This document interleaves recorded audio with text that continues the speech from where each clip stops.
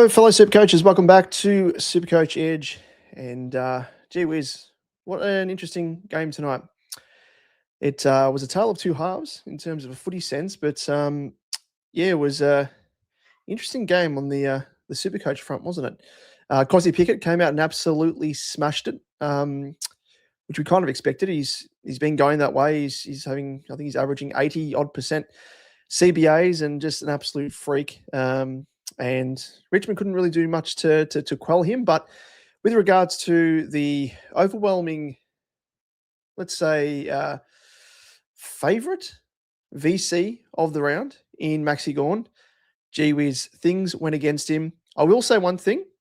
It was a bit of a saving grace for Richmond, the fact that they have a criminal on their team that should probably be in prison, who clumsily gave Maxi Gawn a cork in his lower back with his knee in a ruck contest, which was very interesting.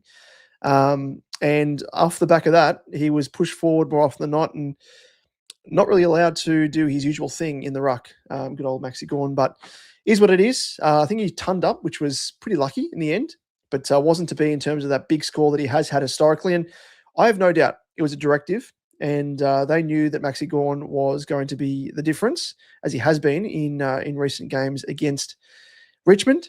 And yeah, they went out there and tried to rough him up on various occasions, and did just that in the that ruck contest where they gave him that corky. But anyway, is what it is. But yeah, there was a few decent scores from rookies as well, which was good to see. But yeah, let us know your thoughts in the comment section here on YouTube. Always keen to hear it. What players did you have tonight, and how did you fare overall? And were there any players that stuck out to you that you are potentially eyeing off? Always keen to hear that. So get to sending those messages. No, not a Bolter fan at all. He's an absolute thug. I mean, not just on the footy field, but off it, he should be in prison. He's a king hit thug and a weakling of a man. So I'll never respect him off field or on it. He was just very lucky to not be given a longer ban than actually what he actually received in the end from a football sense. Came back ahead of what I thought he probably should have been. Should have been spending a lot of time on the sidelines. And yeah, I just don't like blokes of his type that, yeah, he did what he did. And yeah, it was pretty shitful in terms of him as a character, as a person. Not good at all. Ads. It's yes. Now I will reference this ads because in the Discord, for those of you who have yet to jump into the Discord, please do so. You'll see the reference to the what Adam is talking about here, which he purchased a pack of footy cards, and the first few cards that he pulled out was Cosy Pickett, it was Wangan and Miller, and who was the third one? Ads. I'll have to go and have a look, but it was an omen. So you were virtually saying, ads, that it was maybe suggesting something. And I thought maybe it was the case of Cozzy going large and Wangan and Miller being someone to look out for. I'm just trying to find it here on Discord. I don't know which room you put it in, ads, but it wasn't in general discussion. Oh, here we go. So it was Wangan and Miller and Cozzy and Matthias Philippou. Now I said Philippou is shit. So given the fact that they were kind of stacked all three cards and Philippou was the bottom card. So I thought, you know what, maybe that's indicating that that's going to be a low score this week. Cosy Pickett with a large head, ads, you said that maybe that is suggesting that he's going to go big tonight, hence the big head. And Wangan and Miller was the top card. So I don't know what that suggests, ads, but you've got the crystal ball. So let us know what you think is going to happen there. Thank you, Cliff, for stepping in whilst I sorted my little young man, who's just making sure he's all good whilst he's sleeping. And my wife she's just wandered through the door because she's been at her sister's place for her birthday, and I was looking after the little wee man. Always good to have you, Cliff. So thank you, mate. And don't say you know bugger all. You know something, mate. You're here after all. Ads. Cliff, the mic is yours, mate. If only other worthwhile contribution. Don't talk yourself down, Cliff. Cozzy, glad I bring him in. Yep, he was an absolute dynamo. Which, in fact, that is a good time to bring up the scores, shall we? Should I do it through footyscores.net or should I go through FanFooty? Let's go for all old time's sake, FanFooty, but we might switch across to the good old footy scores because as much as I love FanFooty, it doesn't have any of the CBAs or anything like that, which I wish Monty, who runs FanFooty, would upgrade and really update it. So those of us who have used FanFooty for years on end and absolutely love it, it would be a nice little feature to add. So let's just zoom this in because it is a scorecard for ants, if it lets us, because it just compresses things. But I think that's about it. And let's just sort that by SE scores. So Cosy Pickett, as you can see here, 129. So a very, very big score from him. In fact, I just brought him in to my fantasy team, which fantasy I don't really pay too much attention to, but brought him into my team and put the VC on him. So 131 in fantasy terms is a massive score for those people who don't play it. Virtually close to a 150 odd, 160 in SuperCoach scoring. So a very, very big score there from Pickett, which I'll happily gobble up that VC tag with. Maxi Gordon, as I said, the 105, which, was disappointing. But in the context of what happened to him and the fact that he was being played more up forward, I think, yes, Max Heath came in and played a bit more time in the ruck, but that only happened because Gawn was quite sore. He spoke post-game about the fact that he copped that corky and had some work done on that in the rooms in-game. And, it was a bit of a shitful thing, which kind of held him back. But he didn't have the best start, must be said. He was actually getting bested by Bolter in the ruck, but worked his way into the game late in the piece. Jack Steele, for anyone that had him, 103. He kind of went missing late in the piece, maybe the last quarter, third quarter it might have been that he kind of went missing. Now, this bloke here, Windsor. Those of you out there that had Windsor, let us know in the chat. Those of you who did, and those of you who traded him out, or alternatively, if you still held him, because he's been shitful all year and finally has 25 disposals, kicks 2 ripping goals for a score of 102. Mate, it's too late. Don't you love it? Is when you trade out these guys, the minute you trade them out is the minute that they put in a massive score. It's crazy. Outside of that, Harry Sharp, now that he's actually not being subbed perennially like he was at Brisbane, he's actually scoring okay and a great wingman. He's an awesome runner. Max Heath, 78 there with that extra time in the ruck. If we could really get rid of these fucking ads, Monty, you know what? We're going to go to footy scores in a moment. Just give me a tick and I'll flick across. Monty, I love your site, mate, but you've got to up the ante there. Let's flick across to this tab here, and this is better. Max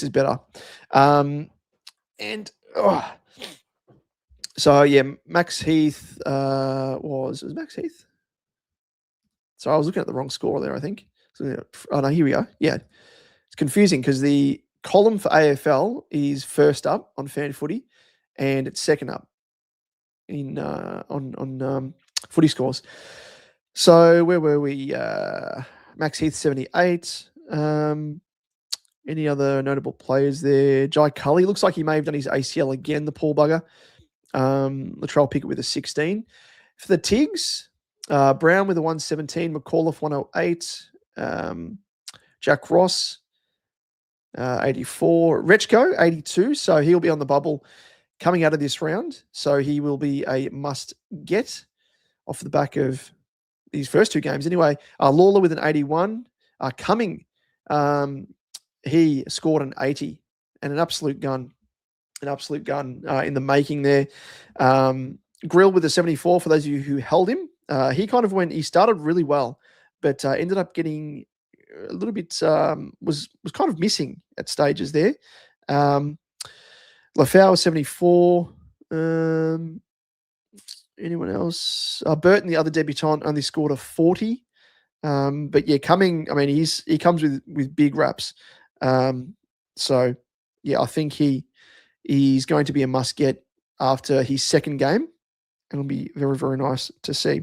In terms of Cumming, I'm getting the feeling of coming in the gym. I'm getting the feeling of coming at home. I'm getting the feeling of coming backstage when I pump up, when I pose out in front of 5,000 people. I get the same feeling. So I'm coming day and night. Coming day and night.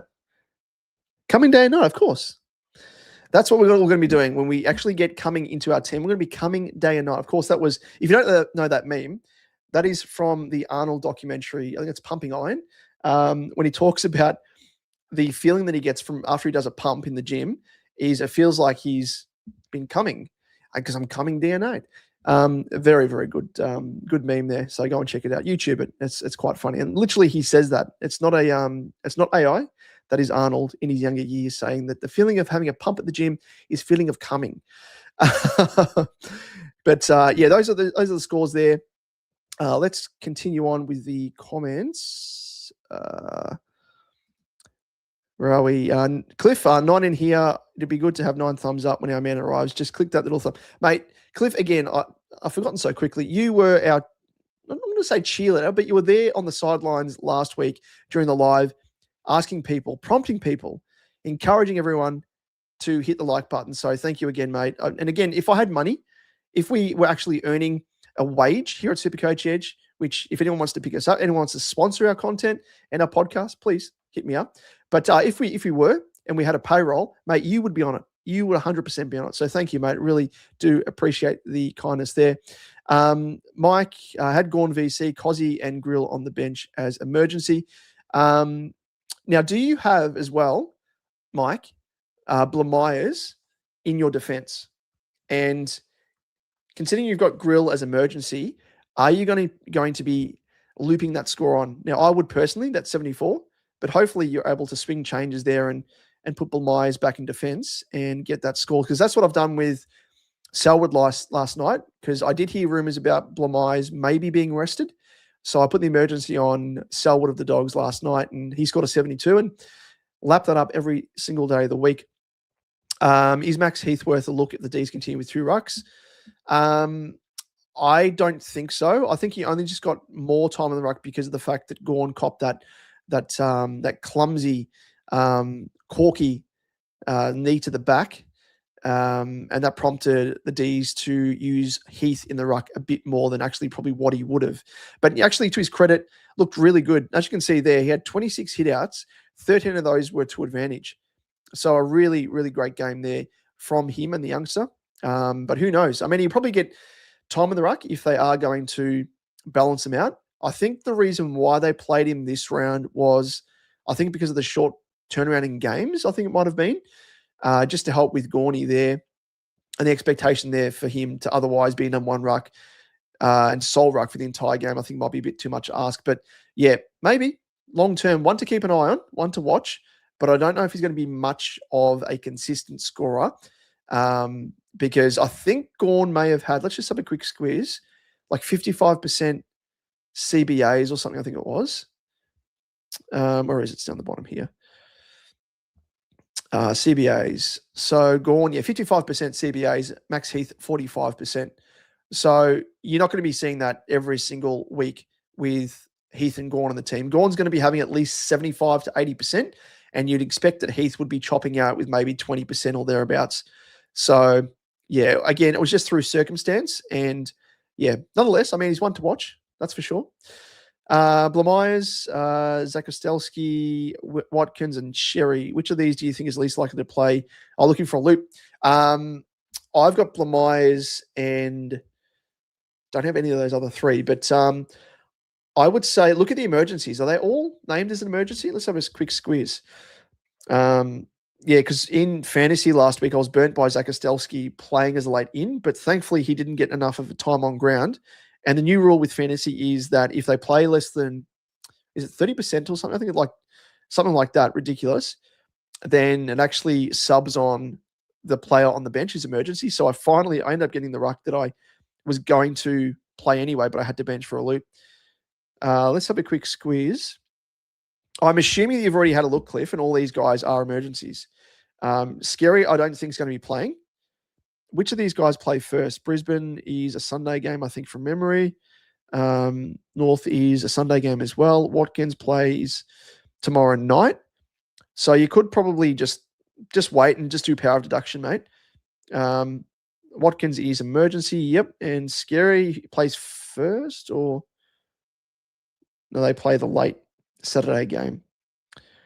I don't think Scary's going to play in, mate. Going to come in and play. I think all those guys probably won't play. Blamires was rested, so you'd assume that he's not going to be playing. Let me just put the light on here. There we go. I'm not in darkness anymore. Darkness in here, it's a good thing that I've got pasty white skin and it just reflects any light that comes in from the smallest of places. So, yeah, I reckon none of those guys will play, but, I mean, just do power of deduction if you can do it, because Watkins plays first, and then it's Scary, and then Zach Ostolski, and then Blamires in terms of those respective teams playing in order. So it's good that you've got 4 options there, mate. And I'd wager that if all 4 were to be late ins, you would probably have more chance of winning the Powerball than all 4 of those guys playing as late ins. But anyway, yeah, I would say Scary's not going to play from Freo. Just think of any guys that have niggles. Zach Ostolski I wouldn't bother with because of that risk again. I think he replaced Fort because he had the flu, it might have been. So don't go down that route. Blamires is being rested, but he plays the last game anyway. So you could probably wait anyway with him playing the last game, and those other 3 guys won't be playing. Matt, what do you think of McAuliffe for draft? Back-to-back 100s. Can he keep that up? I do like McAuliffe. I've liked him when he started to first get games. And he was actually in my draft team. Then I just dropped him because he just wasn't getting enough CBAs. But I think with the injuries that Richmond have, with Taranto not being in the team, I do like McAuliffe there because they're forced to play him in the middle, give him CBAs. Because it's kind of, if you look at it, it's going to be Prestia, Hopper, and McAuliffe, I'd wager. Ross, Hopper, McAuliffe. So McAuliffe was probably playing a bit more on the wing, but yeah, for that, he's actually scored quite well, considering. Geez, he was everywhere. Which doesn't make sense because that would suggest he's got CBAs. Maybe a wingman type role, that one. But yeah, I don't mind it. Don't mind it for draft, mate. G'day, Kate. Quiet night. Only 1 bench player grill for me. Gorn an option for me for an upgrade in a couple of weeks. Yeah, well, it probably means now that I'll get my team up in a tick, but it probably means I would say that Gorney is now going to drop in cash. So you'll be able to get him a tad cheaper than what he currently is, which is going to be very, very nice for you, Kate. G-Bags, as soon as I saw the D's had 2 rucks, I knew that Gorn wouldn't be touching 150 plus, though it will at least protect Gorn's body and longevity. Yep. But again, the context of the night, it wasn't the best because of that corky that he copped. Otherwise, he would have. I think Heath is pretty decent forward anyway, so they probably would have just been rotating both of these guys. But I think Gorn spent a little bit more time on the bench than what he otherwise would have, and they probably would have just rested him forward a bit more. But yeah, to his credit, he ran up the game, Gorney. Genuine brought Cozzy in. Actually, thought he scored a little unders. Yeah, he was everywhere, wasn't he? An absolute beast of a player. And if you haven't got Cozzy in your team, I spoke about it over a month ago now for people to get him in.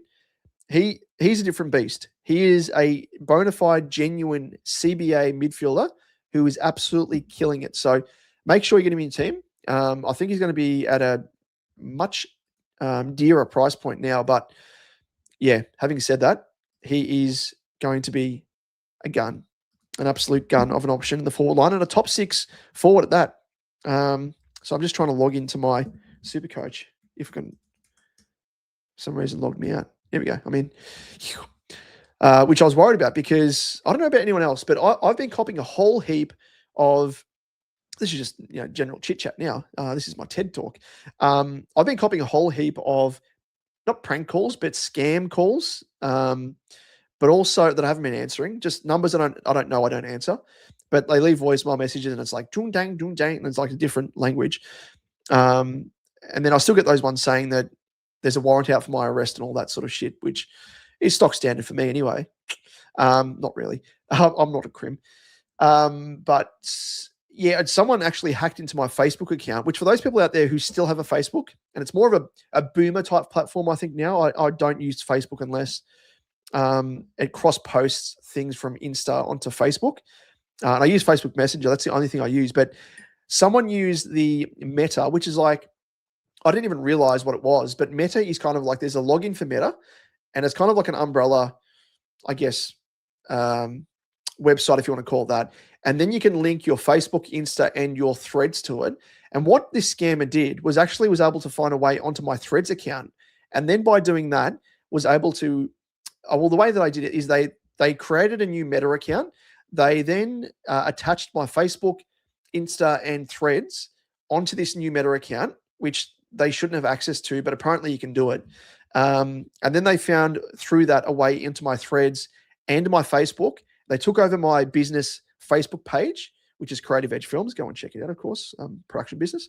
And through that, they were able to take my credit card details, or my business card details, and they couldn't really do too much with it. They couldn't extract it, but they could use it to pay for ads. And for some reason, they paid like $60 on an ad on my page that they then took over, which didn't really make much sense. I was able to get the money back easily, change my card, but they've still got my business account under their name.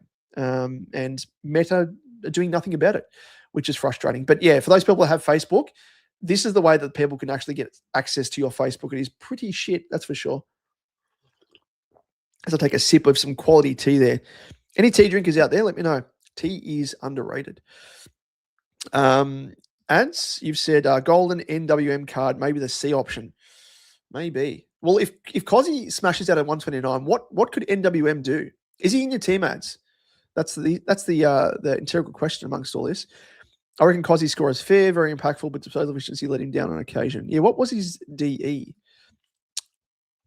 Oh, yeah, 59%. Yep. No, I agree with you there. If that was closer to like a 70%, that could have been a 150 plus score. Such was the game that he had. Old Gorney should have kicked 3 in the last. Yeah, and Gorn, geez, he lets himself down in front of the sticks, doesn't he? The big man in front of the big sticks. G-Bags, Cumming looks solid, and Retchko seems like a solid downgrade option. Couple of good rookies, thank the Lord. Michael, traded Windsor out and kept Lindsay, and now Lindsay is not getting a game. Lindsay? Are you talking about... you're talking about Lindsay from Melbourne? Did he play tonight? No, he didn't. Traded to Lindsay. That's interesting. There you go. Are you a D's? Oh, you got the Eagles avatar. I was going to say, you're a D's fan. Strange. Is he injured, Lindsay? I haven't been keeping note of Lindsay at all, but good young player. Cliff, agree bags. Retchko looks solid. G-Bags, yeah, absolutely Cliff. We'll look at getting him next week, just having a bit of a chit-chat. I hope that Gorn would get a couple of goals as I put the VC on him. Blamise in mids with Grill. Okay. Well, hopefully Blamise isn't the late end. I don't think he's going to play. So I'd be using him to loop on Grill's score. Can take Jagger off to take the 74 or Anderson. Yep, I'd be doing that, mate. I would take either of those guys off to get Grill's 74 because, I mean, who knows? Anyone can get injured. Anyone can have an off game. And rookie roulette, geez, to lock in a 74, do that every single day of the week. I'm locking in, as I said, Selwood's 72 with Blamise.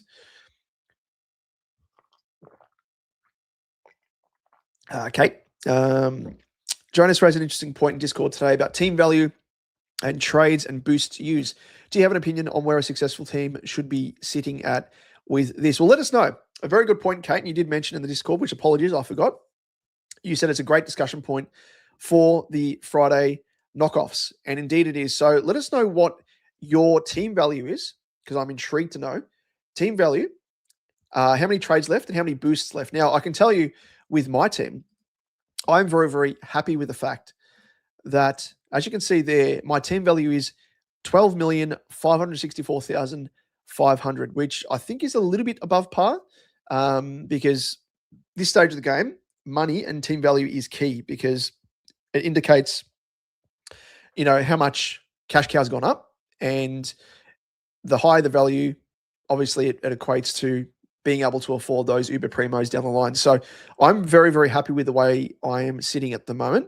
And in terms of trades in and out of my team, we've got 26 trades left and 2 boosts. So there you go. Let us know, everyone, in your with your team, how you're tracking in the comment section.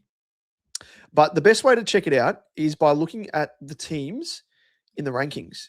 So I'm 12,560 odd. So the team that's first has got 12,591,000, and the top 10 teams, there's only one other team that's 12.5 million. There's three teams, 12.5 million in the top 15. So the biggest tier is 12.6.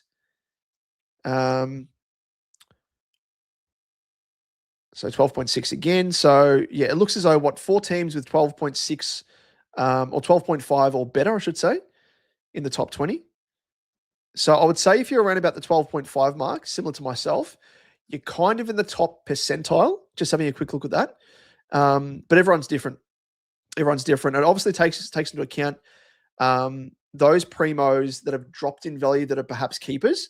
So it kind of gives a little bit of a disproportionate view in a sense, because it obviously factors in those cash cows that are going up in price, but those keepers that you're not going to get rid of, if they drop in price, then that's going to be factored in as well. So if you're getting in guys like a Whitfield who's dropped 50K or something, or I'm trying to think, guys that you're jumping on that are discounted primos, that kind of throws out the value in a sense.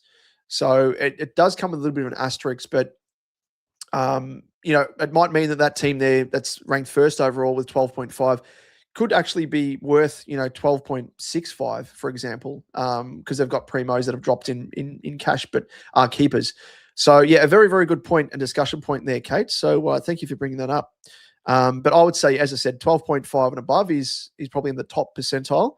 And I'm not just saying that because I'm there, but just looking, as I said, at that sample size of the top 10, top 20, there's only 4 or 5 teams, 12.5 million or better. Yep, that's with regards to Bill Myers and Grills 74. G'day, Kuya. All right, blokes. Any sad cows tonight with C on Gorn over Grundy tonight? No, surely you would not be putting the C on Gorn if you had Grundy with that massive score last night. You can't be doing that. As I said, set yourself a benchmark of 125 plus. Any player that hits that, you lock it in as a VC score every single day of the week. Unless, of course, there is, the if you put a VC on Grundy and he gets 125 and you see Gorn with his big matchup, maybe then I would say, yes, you can maybe take the risk because it is round and matchup dependent. But by and large, what did Grundy get? Did he get 150 last night? Something ridiculous. What was it?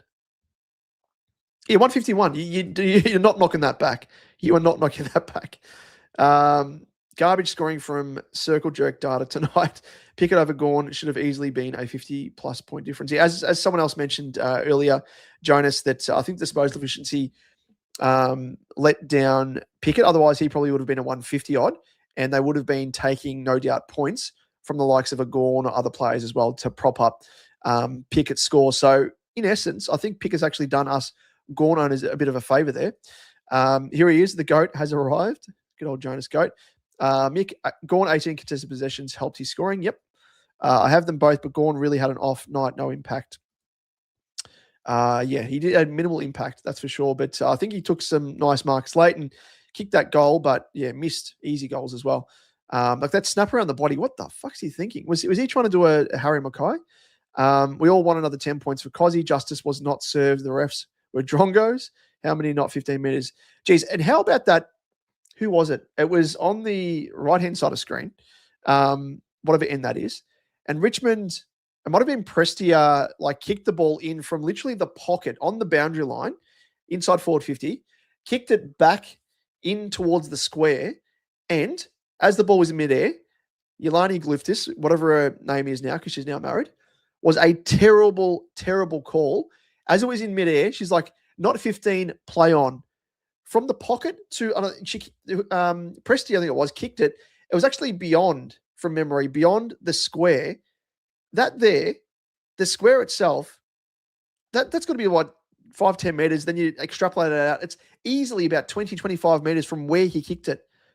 You kicked it into the middle of the 50-meter arc, which is, virtually at 25 meters, at least. It was crazy. But yeah, so many calls on that. And it really reminds me that I reckon a lot of umpires are given directive week in, week out to hyper-focus on specific rules. Because you notice that there's a bit of a trend in a given round where they're like, oh, like they pay so many free kicks or they blow the whistle over so many certain decisions, like, not 15. Just crazy shit, isn't it? Nathan, can you check the stat timeline for Gawn's contested possessions? I don't think it has the stat line for his contested possessions, but you can see in terms of, just generally talking about, 18 contested possessions, which was the most for the Ds, and in fact the most on field by some way. 6 clear of the next best in Sparrow, McAuliffe, and Ross, by the looks of it. So, yeah. But Gawny, with regards to his scoring, just wanted to check that out. So he started very slow, 16 points, 26 points. Sorry, I wasn't sharing the tab there. 16 points, 26 points, 31 and 32. So, yeah, a bit of he worked his way into it, but yeah, and even CBAs. So as you can see there, it kind of dropped off, and he had the most CBAs in the first quarter. Copped that corky, I think it was early in the second. And then only got 6 CBAs across the second half when he had 12 in the first half. So pretty telling there. But I think he was struggling with that corky a fair bit. Loop Grill 74 or Field Sartis. I'd be looping personally, but it's totally up to you. It probably comes down to your head-to-head league matchups. Check to see if your opponent has Sartis. If you're behind the 8 ball, if you're ahead of them, you could easily just field Sartis. But yeah, if they have Sartis and you don't, you could maybe put Grills 74 on field and hope that Sartis is a bit of a down game. I don't know. But yeah, it's always hard to say there. But I'm looping, for context, Selwood on field for me with a 72 ahead of other rookies like Lindsay. Mike TV 12.15 mil. Okay, yep. So these are the team value. Team value 12.15 mil, 150K in the bank, 28 trades, 3 boosts left. I think it actually takes into account how much money you've got in the bank as well, from memory. I've only got 17.5, but yeah. 3 boosts left. Very good. I feel like putting Rechko in your favorite site, Stat Chief. Yep, I will in a moment, mate. Let me just get that up in the back end here, and we'll see how much money he's going to go up. So, in fact, let's do it right now, because I'll forget to do it with my ADHD brain that I've been undiagnosed for, but I am convinced, my wife's convinced that I've got it. And I think I do as well. 82, because I tend to forget things, and I can tend to do like a million things at once, and hence the reason why I forget. So what is it? How is it spelled? Rechko? Still listed as Geelong Cats there on the search. And he ended up scoring what was it? 82 against Melbourne. So it means he'll go up. So his break even will be negative 24. Or negative 83, I should say. So if he scores, 74, he'll go up 68K. If he scores a 50, he'll go up 77K. Sorry, this is the website here. I forgot to share this tab. Got a million tabs open. So this is Stat Chief, an incredible website, new on the scene. And you can actually project price changes for specific players. So I just plugged in his score for the tonight, which was 82 points against Melbourne. And if he scores a 50, with a negative 83 break even, he'll go up 57.6K. If he scores an 82 again, for example, he'll go up 71.5K. So, yeah, a pretty big cash cow that we need to jump on, that's for sure. Ads 12.19, 27 trades left, 1 boost. What have people been boosting with, out of interest? Let us know who you've used your boosts on. I've only used, obviously, 2? Would you start with 4? Yeah. 12.4 million. Very good. Jonas, 25 trades, 1 boost. Lockie went Gawn, VC. I don't know who to captain, either Sinclair, Dacos, or Jackson. I'm weighing up between Dacos and Jackson. I think I might go for Dakes. No idea you'll fuck me over, but Jackson's got a good matchup as well. But with Mason Cox there, I'm just worried that we might get the same thing. Like, I think Jackson last week scored a 125, but without Mason Cox there, if he was the sole ruck, with like 70, 80% ruck time, he would have smashed out, closer to a 140 odd, I think. So Mason Cox kind of puts a little bit of a dampener on Jacko's scores. So I might go Dacos up and about for Anzac Day. Ads just look, they scaled Cozzy to 109. Someone stopped the round. I've had 3 players play on field and their top 3 scorers with Grundy VC. Scale Cozzy to 109. Do you mean, I think you're looking at fantasy there, mate. He wasn't 109. 129, sorry. That's what you were thinking of. You've pushed the wrong any key there. Someone stopped the round. I've had 3 players play on field and their top 3 scorers with Grundy VC. It's all downhill from it, mate. The only way is up. You know the old song. The only way is up, baby. You and me now. You and me. Well, that would be incredible if it was you and me ads, but I don't have Grundy. But if you've got him as VC, geez, you're halfway there to a big round. Next up, we have Jonas. So I'm just queuing up the song.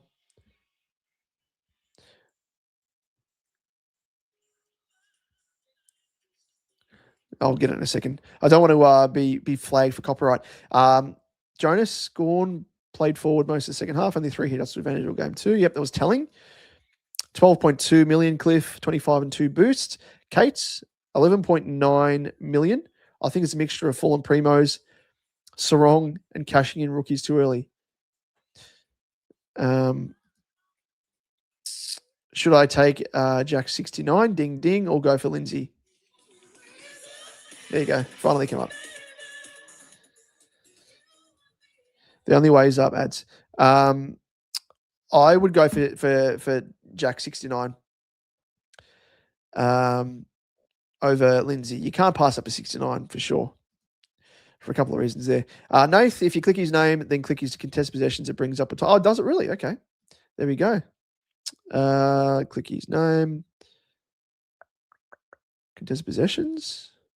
Gee whiz, it does too. Look at this. What a sight footy scores is. How incredible. This is like working for champion data. So his contested possessions, did they actually go backwards? What the hell happened here?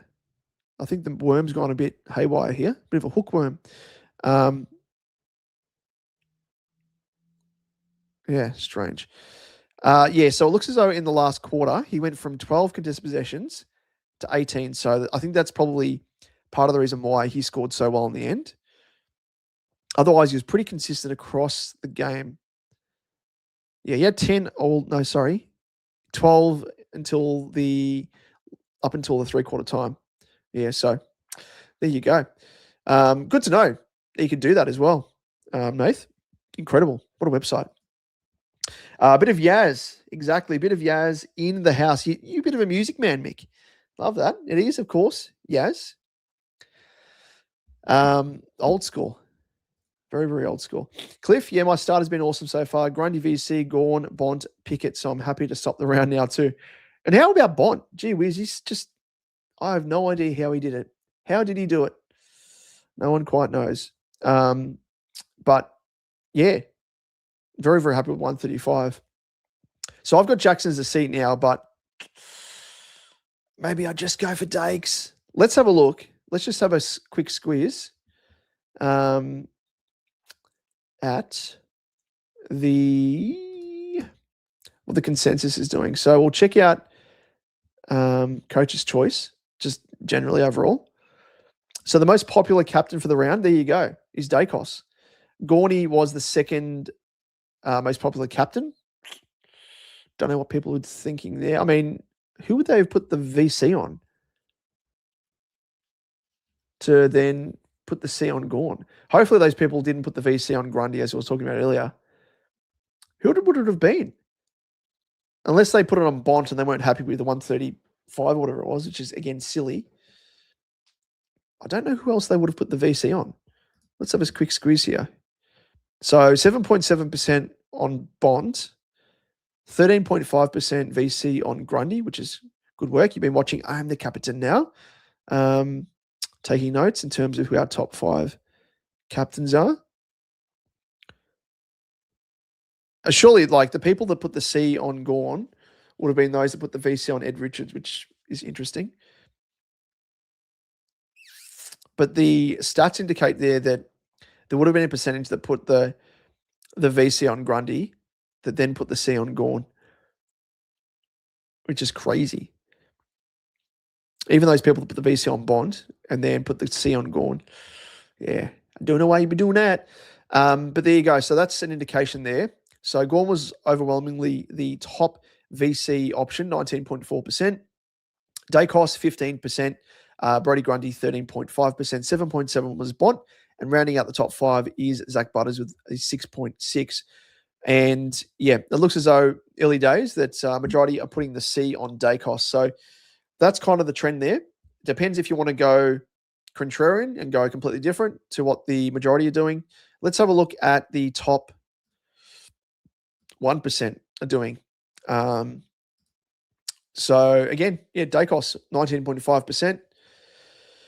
Kalani White, obviously those people that are locking in the VC of Grundy, which 38.5% had on him and 40.8% had the VC on Gorn. So yeah, it looks as though that Dacos is the man. He's the man.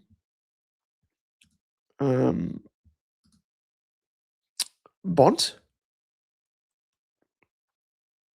What's that in reference to there, Kay? You just generally just want to say Bont. He's a name that you want to say, just for no reason. Mike, C options for me are Sinclair, Track, Sheasel, or a Smoky Sarong. Who would you pick? Let me have a squeeze at the matchups. So St Kilda play West Coast. So Sinclair's probably a good shout there. Track is playing Hawthorn. Maybe. In good form though. Sheasel against the Giants. Has Sheasel scored well against the Giants recently? Or is that 98, 130, 112? Or Smokey Sarong. Sarong scares me. He just scares me, Sarong. Just because I owned him last year and he was shitful in games that he should have been scoring well against. Yeah. Maybe a Sinclair. I think Sinclair scores quite well against West Coast, does he not? 102, 140, 131. So maybe a Sinclair. But the last time I recommended Sinclair to someone when he had a favourable matchup, he didn't score well. So I don't want to be in that boat again and feeling guilty. Who against? It was against Port. I think he had some really good form against Port and for some reason didn't score well. Much like Gorn tonight, I guess. But yeah, and you probably go, well, Track, what's Petrarca done against the Hawks? I mean, he's in stellar form. 146, 99, 85. Yeah, it's a tough one. Maybe Sinks at a pinch. Best of luck, whoever you go for, Mike. Crawford, Jackson, or Dacos captain, do you reckon? I reckon it's between both of those guys if you own them. I'm going to go for Dacos, I think, because I'm worried about Jackson being held back in a sense there. Capped. His scoring is going to be capped because of Mason Cox, I believe. VC King Kong Grundy, C Perez.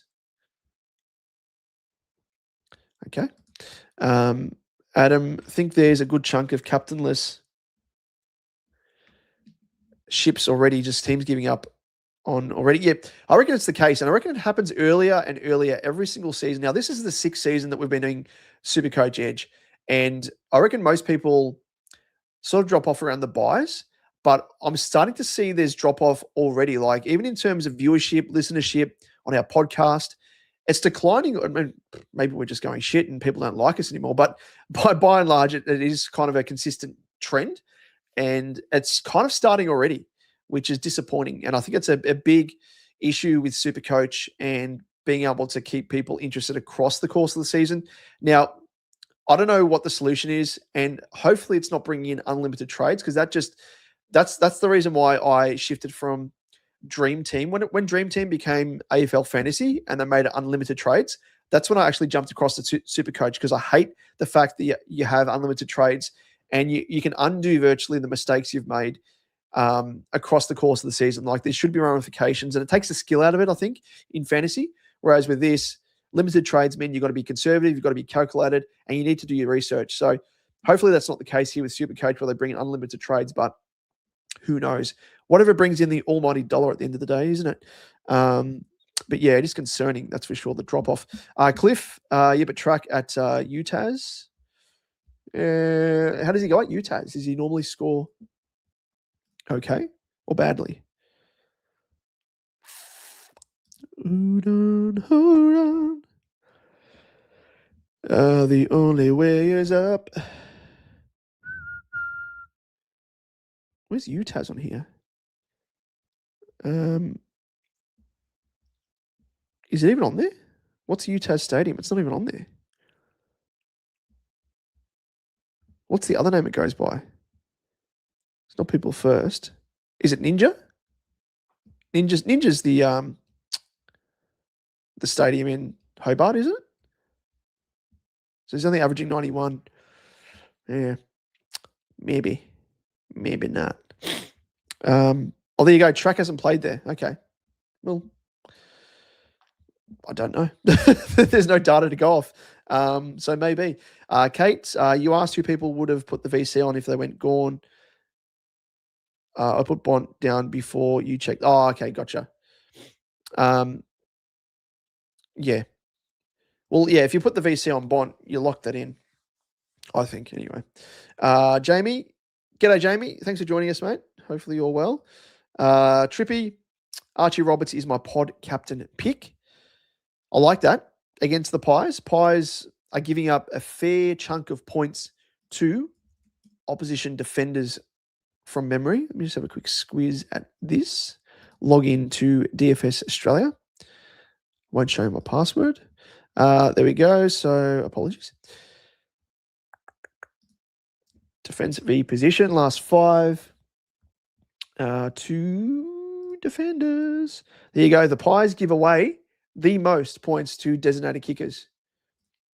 And so I've done it again. There it is there. So they give away the most points to designated kickers, which is good to see. And for Archie Roberts owners, yeah, it's a cracker. These are the points that they've given away to designated kickers in recent games. They've tonned up every single opponent. Ollie Hollins, I don't know if you can count him because he was kind of supposedly tagging Dacos late in the piece, but had a shit game. Luke Ryan, 126. Florent, 100. Jordan Clark, 106. Jasper Fletcher, 123. Gideon Coleman, 113. Dane Zorko, 111. Darcy Wilmot, 80. Lockie Whitfield, 128. And Lockie Ash, 106. So, yeah, I like that. That's a pretty good pod captain pick. Trippy. Roberts is a good option if Merritt stays away from the back line. Ballsy, but I do like it. Track hasn't played there, yep. Adam, I class the top 70% as the full rank, so many teams made just to try and win the weekly during early buys, young kids, the misses teams, etc. Yeah, that's a fair point. G'day, Tiger. Hope you're well in turn. I remember when I started, we had about 28 trades for wholesale. Yes, we did. We did indeed, mate. That was a different time. You know, it seems like almost eons ago when that happened. 28 trades. And I remember if you had a guy out injured for like 4+ weeks, you were forced to keep them because you couldn't afford to waste one of your 28 trades on a player that was out for 4 weeks. If it was a season-ending injury, yes, obviously you use a trade, but it was like only then. You know, guys out for 6 weeks, you have to hold them, you know, utilize guys off the bench, and it is what it was. Like it was what it was. Like in terms of if you had a guy injured, who gives a shit? Like you're in isolation, you fall away from the pack. And if you want to keep up with the pack, then you use a trade. But yeah, you have to be really conservative. So I reckon like those of us that played SuperCoach back in the day, which I've been playing SuperCoach since I was in year 12, which for context was in 2005. So that makes me feel uber old. But that's when I transferred across from Dream Team when it became fantasy to SuperCoach. And Yeah, I was like, this is insane. Like, I was already in tune with it with fantasy with Dream Team because it was limited trades then as well. But for those of us that played Supercoach all the way back then, I reckon we have a bit more patience with regards to trades and not being so gung ho and willy nilly to use a trade compared to the likes of an Abs Magic, for example. Like the Skodfather loves to use a trade, as we always know. I think he's down to, I reckon he's probably close to about 22 trades without even looking in recent times. So everyone plays the game differently, but yeah, it always comes back to bite you in the ass when you don't have enough trades left late in the season, that's for sure. But yeah, a big difference in Supercoach game between now and then, that's for sure. Now, Matt, your name rings a bell. Do I know you in real life, or have we crossed paths somewhere, shape, or form? Because your name does ring a bell. I don't know where it's from. Maybe not. Maybe a different life. Jamie, but I hope you're well, man. Jamie, I put VC on Gorn, contemplating who to stick the C on now. Sheezel with a broken finger worries me. Well, he's been playing with a broken finger supposedly for a little while now. So he's been busting out those massive scores regardless. So I wouldn't be too worried. I'd be more worried about the fact that maybe he gets a little bit of attention from who? Maybe an Angwin. I think he's been tagging for the Giants, is he not? But look at these scores from the Shees Nuts. Incredible. 120 plus in every single game, bar that game against Carlton, which I have no idea what happened then because we went tagging and I was expecting him to go uber large and he didn't. 141, 127, 145, 124, 134. They're all captaincy scores. Crazy. So, yeah, I mean, what's that? 5 out of your 6 games, captain scores. So a bit of safety there, you would think, but up to you. Ninja is Bellerive Oval. Okay, there you go. Does that come up in terms of venue? No. Okay. It doesn't. Utah's other name is York Park and Ninja is... Oh, okay, yep. Okay, so Ninja is Bellerive, so that's it. So it is Ninja. So he has played there a couple of times, 4 times there for a 91 average. Highest score of 125. Thank you, DJs. I hope you're well, mates, in turn. Thanks for tuning in. Adam, Fantasy and EPL has things like unlimited trades, but you lose total score overall for trading more than once per week. I think this could work in Supercoach with a bit of tweaking. Now, yes, this reminds me of Moriera's Magic. So the guru who's won AFL Fantasy twice, who does some incredible work donating to the Starlight Foundation as well. Make-A-Wish Foundation, it might be the same thing. But he actually started a fantasy competition. It would have been about 2 or 3 seasons ago. He's since stopped it, unfortunately, this season because he wasn't getting enough participants, and it was obviously costing him money to have the software developed and having servers hosting it and all that sort of stuff. But he had a similar system where if you used a trade, you were deducted 100 points from your overall total. So you had to kind of weigh it up in terms of upgrading your team, but losing a bit of ground and overall rank in doing so. So I really liked it. I didn't mind it strategically, and it made you think twice about using a trade. Like there was unlimited trades, 3 trades per week, but again, it was that deficit that was put on every single trade that I love the look of. And I long said it for a while. Liam has said it for a little while as well. I would love for the developers of Supercoach to have like 2 different types of Supercoach, or maybe 3 different types for varying levels of, I guess, experience when it comes to Supercoach. Have one which is like a free-for-all where it's unlimited trades, and that way they're going to have people jumping across from a fantasy to Supercoach. Then have a second tier, and of course, do different prizes for each, according to experience. So a lower level prize for that competition, and then do another competition or another different database of Supercoach where it's what it is now, and then do a even more experienced version, which I think that would really work, that setup where you're actually paying for trades in terms of overall points. I'd love for Supercoach to do that because it caters for all different experiences. And if you want to take a dabble in all 3 of those different formats, do it. But it covers all bases. I think it's an easy win for Supercoach and for Herald Sun. because it gets the market share from AFL fantasy and caters for the different experiences of players who dabble in SuperCoach. So I like that. And just on that, ads, how do you go in terms of fantasy EPL? How do you find it difficulty wise compared to say SuperCoach? Of course, there's millions of people that do EPL fantasy, but how does it compare to SuperCoach, for example? Trippy, how legitimate do we think this 60-40 mid forward chatter is with Whisper? Can't imagine seeing him parked as a small forward for half a game, especially with the lack of contested aerial ability. You're talking about Wispy Dacos there. He'll play in the middle. He's got to play in the middle. I think the only time that he plays up forward is if he is trying to shake a tag, or if he's a little bit underdone. We know with that calf injury, I thought that might have been something that hampered him over games, but as we saw last week, geez, it didn't hamper him at all. One of the best quarters from an individual player in some time. So I think he'll play in the middle. We all saw in that quarter, the last quarter against Carlton, how much he turned the game. So the Pies would be stupid not to play him in there, really. And he's at that stage now where he runs all day. He's got that second, third, fourth effort where he just runs on and gets chains of possessions in the same possession chain. He's an absolute gun. So the Pies would be so dumb to do that, I think, unless they're resting him and they don't want to put him on the bench. But yeah. G'day, Harry. Hope you're well. Dacos or Dog I see tomorrow. Also, do you take Jax over Lindsay? Yep, I take Jax 69 over Lindsay. As you can see there, I'm locking in Selwood 72 using Blamires. I would do the same with Jax. Traditionally, with a rookie on the bench, if they score 65 plus, I normally lock them in because it's just so hard with rookie roulette. And sure, you might lose out on a few points here and there, but if someone else goes, a little bit big, but it is what it is.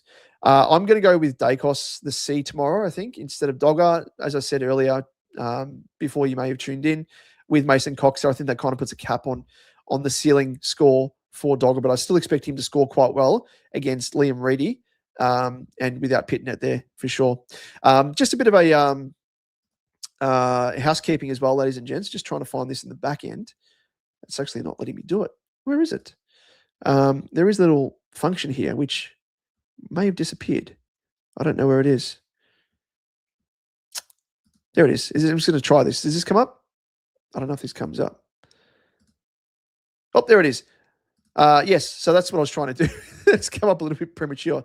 So for those people tuning in, if we're going to just ask one favor, if you can give the video a like, if you can give us a subscribe on the channel, that'd be absolutely fantastic as well. Just try and show your support. I know there are other channels out there asking for joining up as members or, sending in, what are they called? Likes, not likes. It's the stickers or whatever it is in the chat and like people paying for stuff, which I don't want anyone paying for anything, but this is free.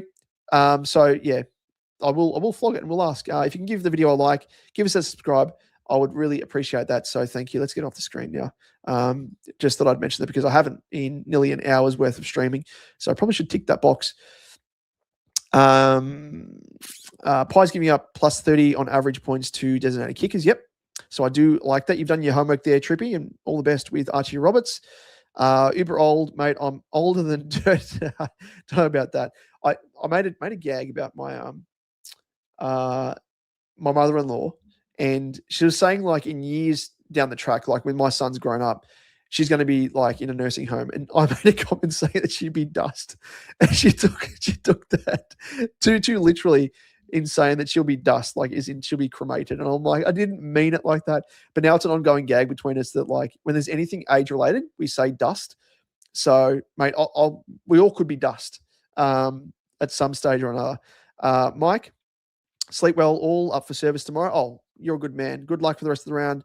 Cheers to you, Mike. Thanks for tuning in as always, mate. And you are an absolute legend for going to the dawn service tomorrow, paying your respects and everything. I was lucky enough to go a couple of times when I was working at Collingwood. Went there with the players and did the tour as well.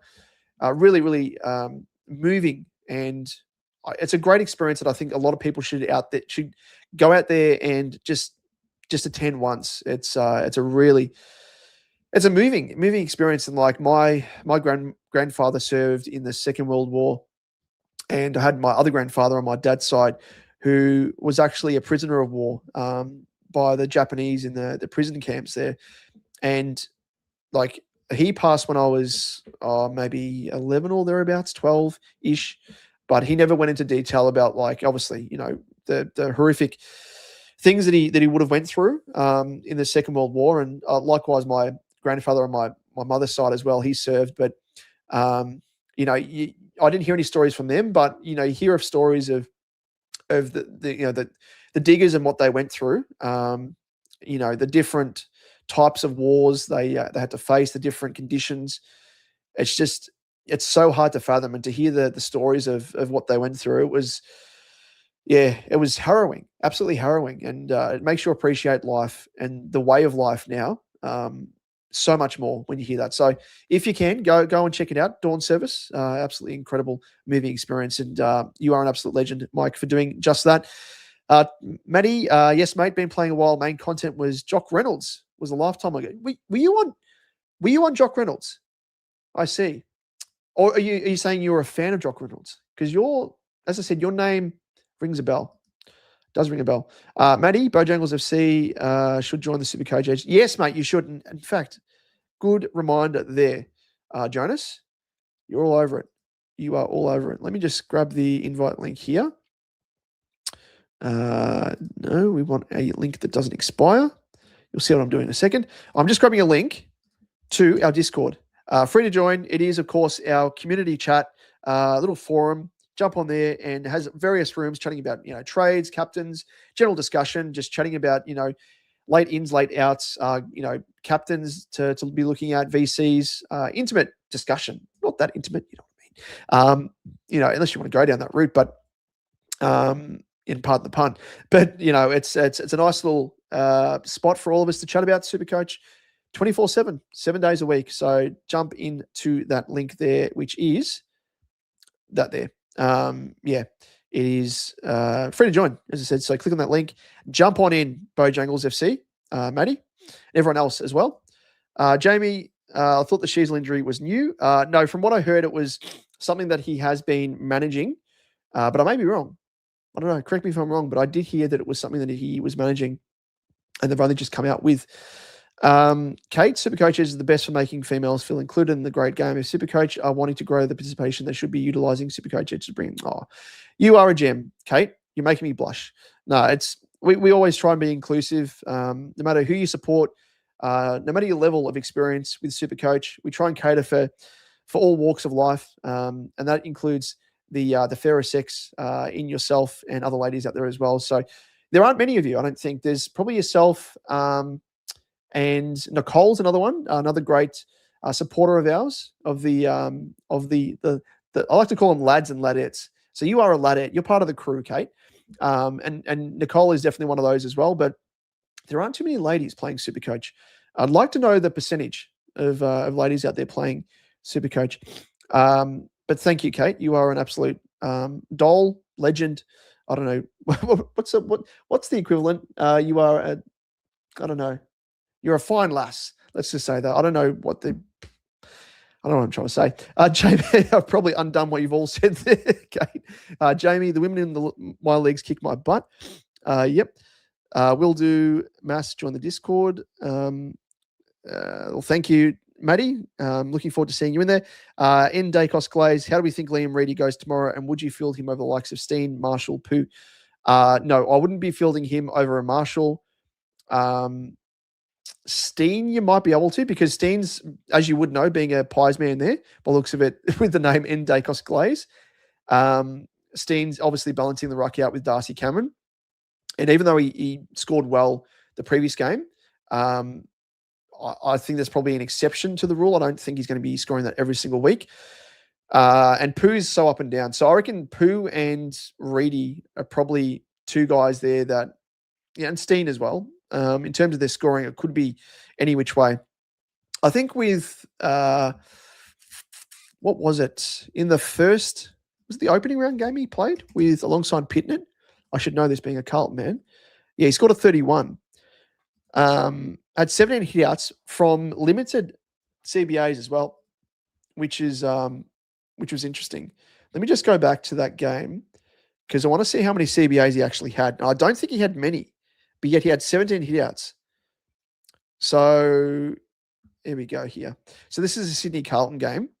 Pittner had 78% CBAs. Liam Reedy had 22% with only 7. So, yeah, 17 hitouts from that limited time in the ruck says to me, which against that was against Brody Grundy as well, was it not? Yeah.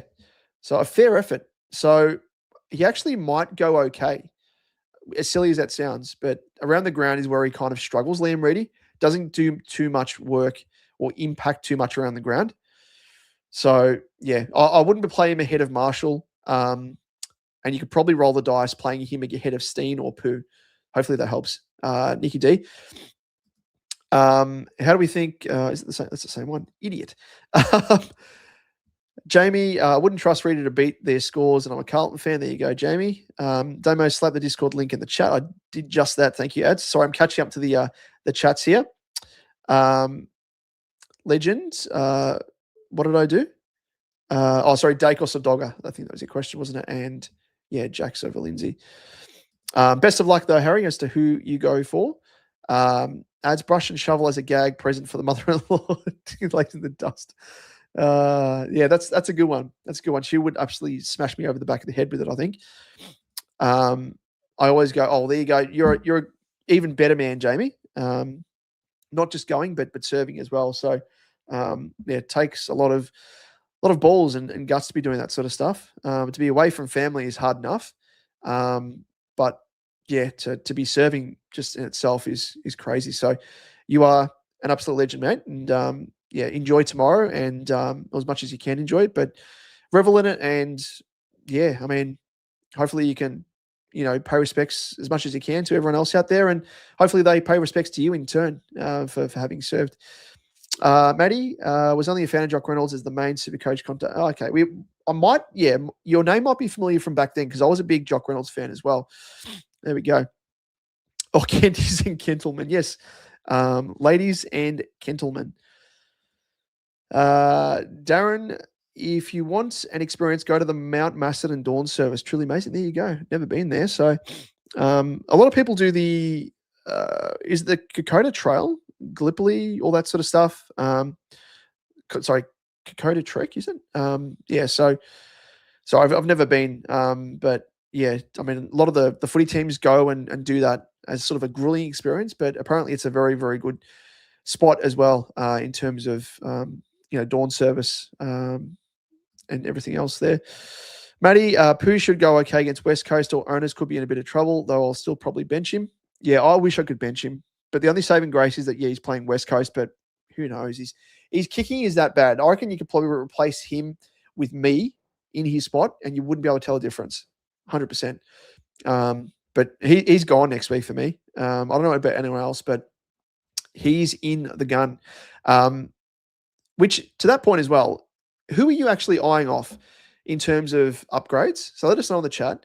And who are you actually eyeing off in terms of getting out of your team? So I actually got Grill out of my team. So Grill was upgraded to Worrell, which I was kind of iffy on. I thought Grill might have made a little bit more money, but when you have someone like Worrell there, virtually at his first appreciated price point, because that was 4 weeks ago. He went up in price, then he's dropped down off the back of one off game. So I thought, we've got to jump on him here, and Grill was the only way to do that. And I've kept Jagger because I think both Jagger and Grill, I think these guys will still score similarly and in a similar boat. So bit the bullet and, yeah, traded out Grill. But just quickly, Dacos or Naz, I would be going for Dacos against West Coast, isn't it? That's a tough one.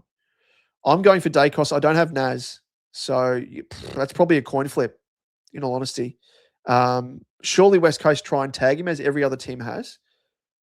Don't know who they would use to tag him. But I reckon both of those guys should go similarly in terms of scoring. Yeah. Yes, he's been past fit to play. He got through the main training session today, I think it was. So he will play. Aaron Fellows, I'm holding my tea here. And by the way, I think my cat there, as you can see, this is Paddy. He's looking at the photo of Mark Murphy. and the captain's hat. Paddy. Hey. Paddy. He's in a daze. Hey. What are you doing? Look at him. Look how cute he is. Whoop. There he is. And he wants to go out because I've shut the door. 1 second, ladies and gents. Let him out. Yeah. Look at that.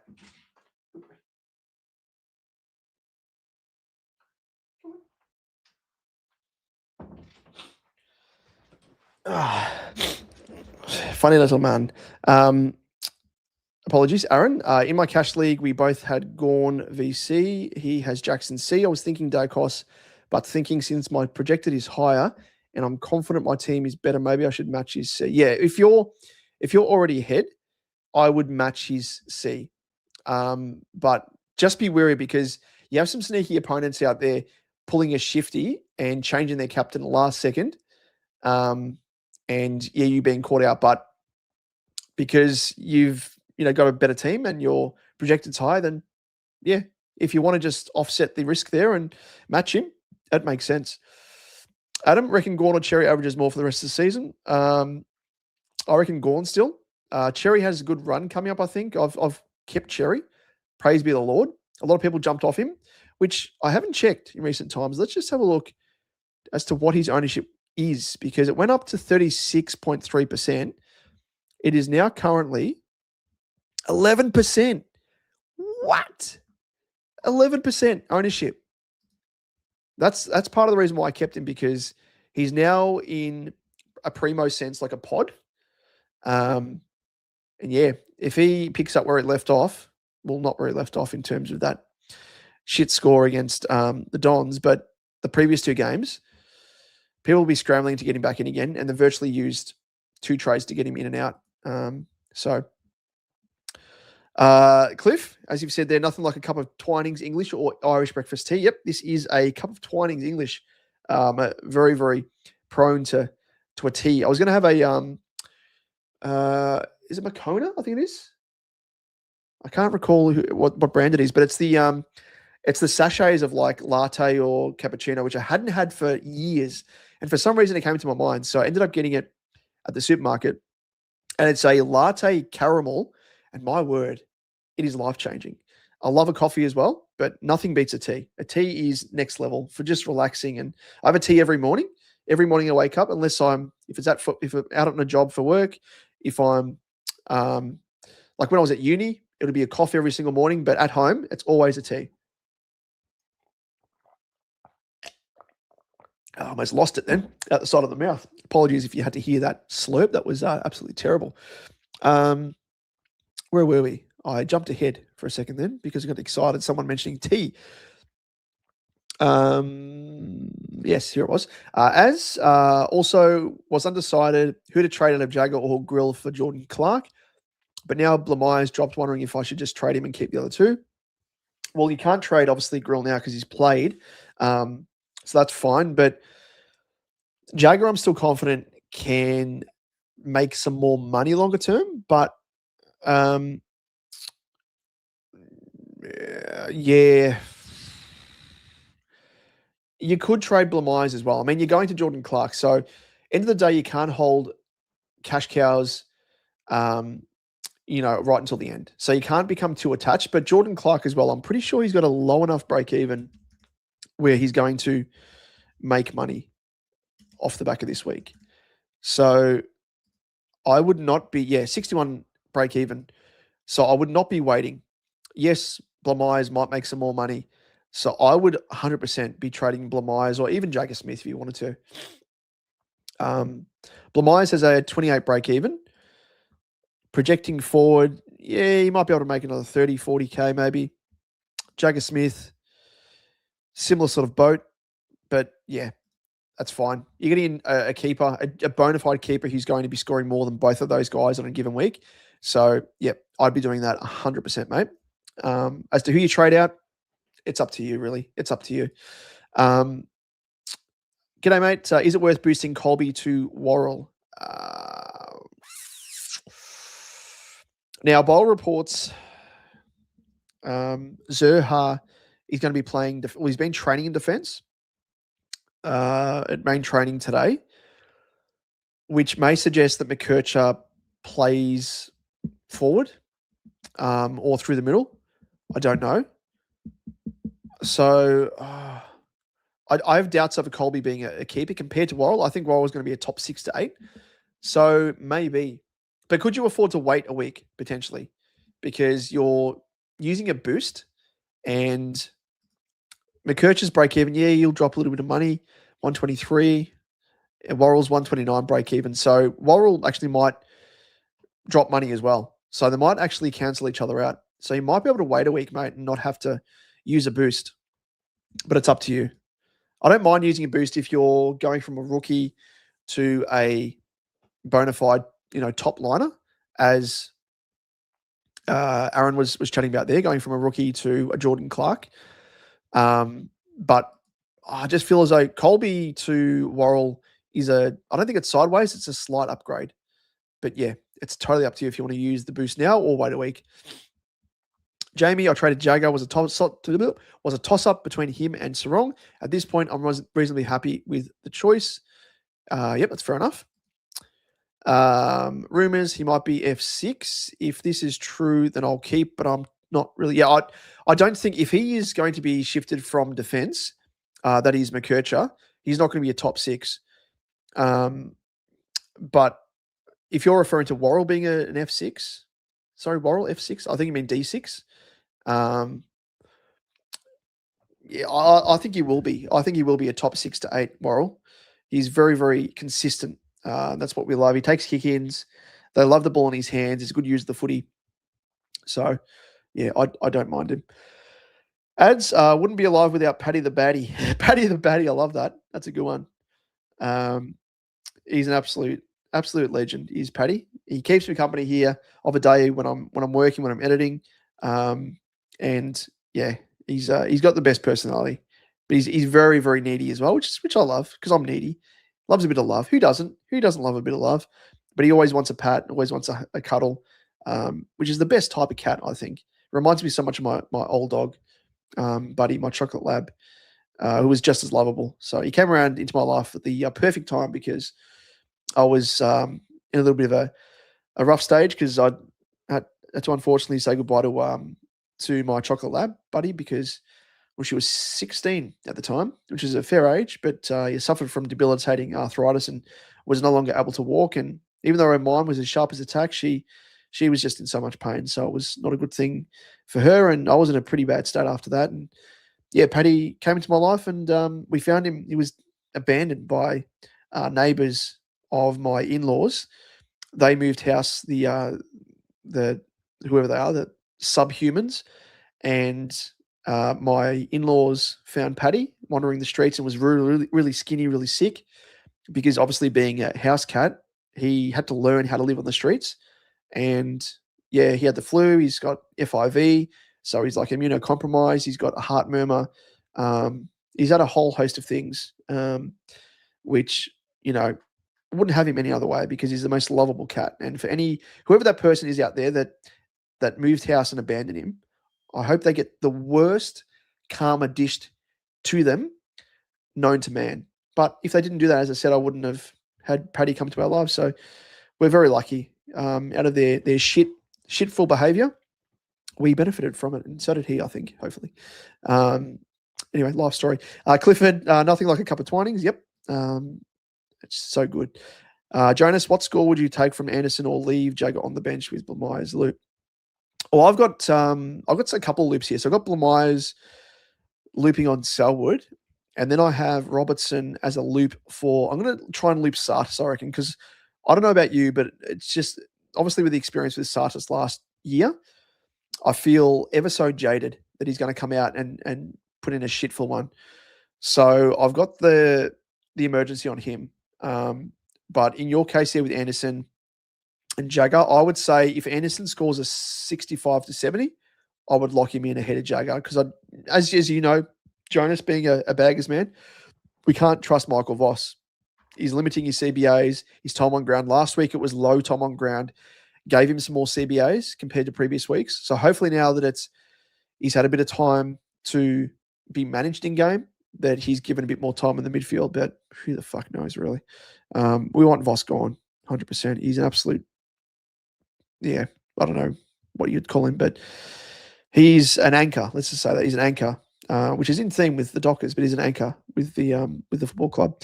Nemo, looking to bring in. Thanks for joining us. You're a newbie around these parts, I think, Nemo. So thanks for joining us, Nemo SuperCoach. Do you have a channel, mate? I assume you do. If so, let's check you out. Give him some love. Looking to bring in Petrarca next week. Should be at the bottom of his price. Yep, I am in agreement there, mate. He will be a very, very nice prospect. And I think he's a must-have. And I'm so looking forward to him because it means I get to pull Philippou off field.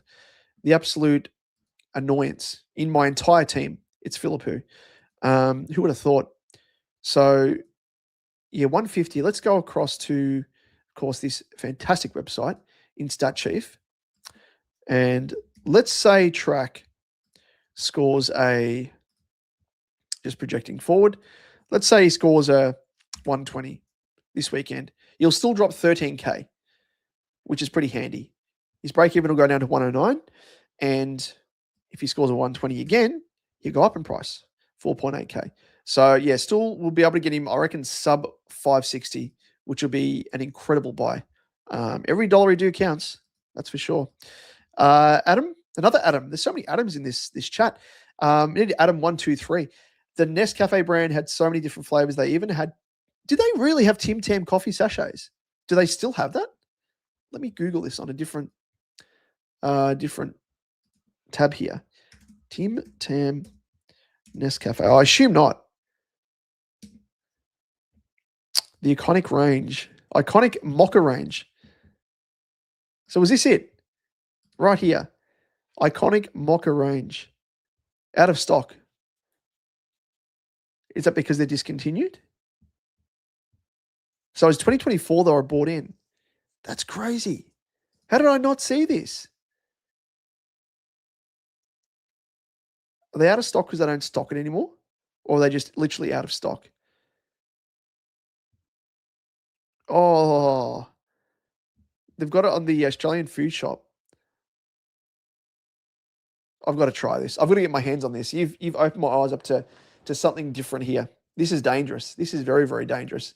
This is my territory. Thank you for that, Adam. I'll give that a crack.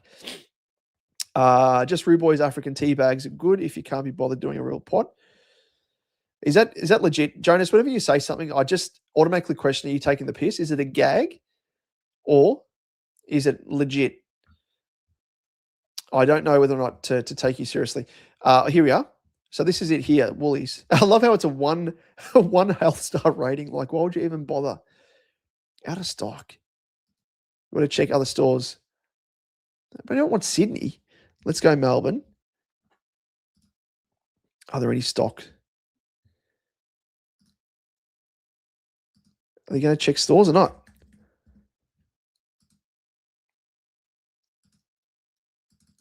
I don't think it's available. No! My God, why? Anyway, I'll have a look online. I'll find it somewhere. Oh, yes, I will find you. Like Wayne's World. Oh, yes, he will be mine. Oh, yes, she will be mine. Rubos African tea bags. Let me oh, it is. It actually is true. Jonas, I apologize.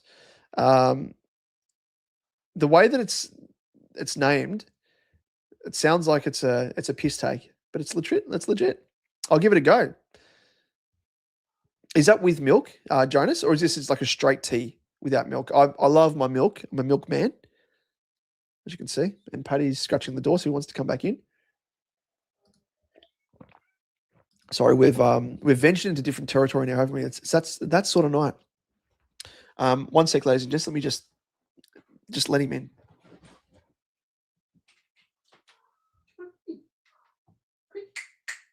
Quick, we're streaming, mate.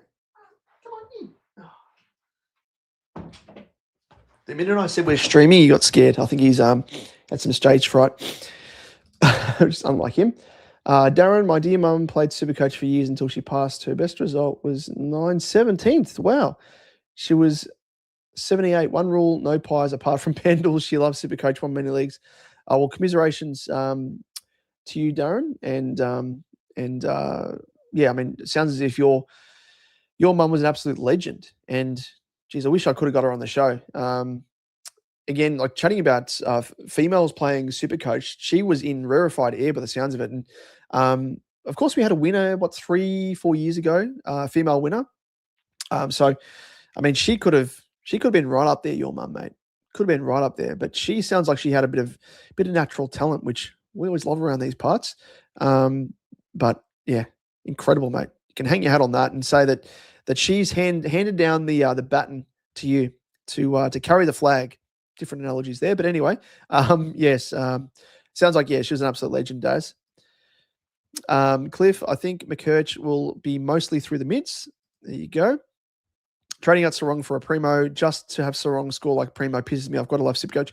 And the same thing, Nemo, works with Windsor. For those coaches out there that had Windsor, which rightfully traded him, he comes good and tons up for the first time all season tonight. So, but again, you can't get too caught up on, rookies trading out and then they have a one good week. It's 1 week in isolation. If they turn things around and become an absolute primo, different story, but they won't. So yeah, it's really shit timing because it happens all the time. It happened with me trading out Parrish, of course, mid-pricer, but trading out Parrish and then he goes bananas. But I was able to get him Whitfield and yeah, it is what it is, really. G'day, Rook. Hopefully you're well, mate. I think I'll just go Sarong and Jagger, keep Lamyes to get Grill's score, save a boost and pass on Sartis. Yeah, I was weighing up Sartis, but I mean, you've got to jump on the rookies this time of year whilst you can, because as we know around about the buys, sort of midway point of the season, that's when the rookies available are those rookies that aren't, I guess, they don't have a solidified spot in their teams. They're virtually coming in as cover for an injured player for their best 23 or for someone that's suspended, so on and so forth. Whereas the rookies that are starting at the start of the year, they're obviously part of the best 23. They're made a game first up, so logically it makes sense. But it's harder to sort of crack into the team unless it's like a Sid Draper, for example, who's been injured, who might come in and be your best 23 player.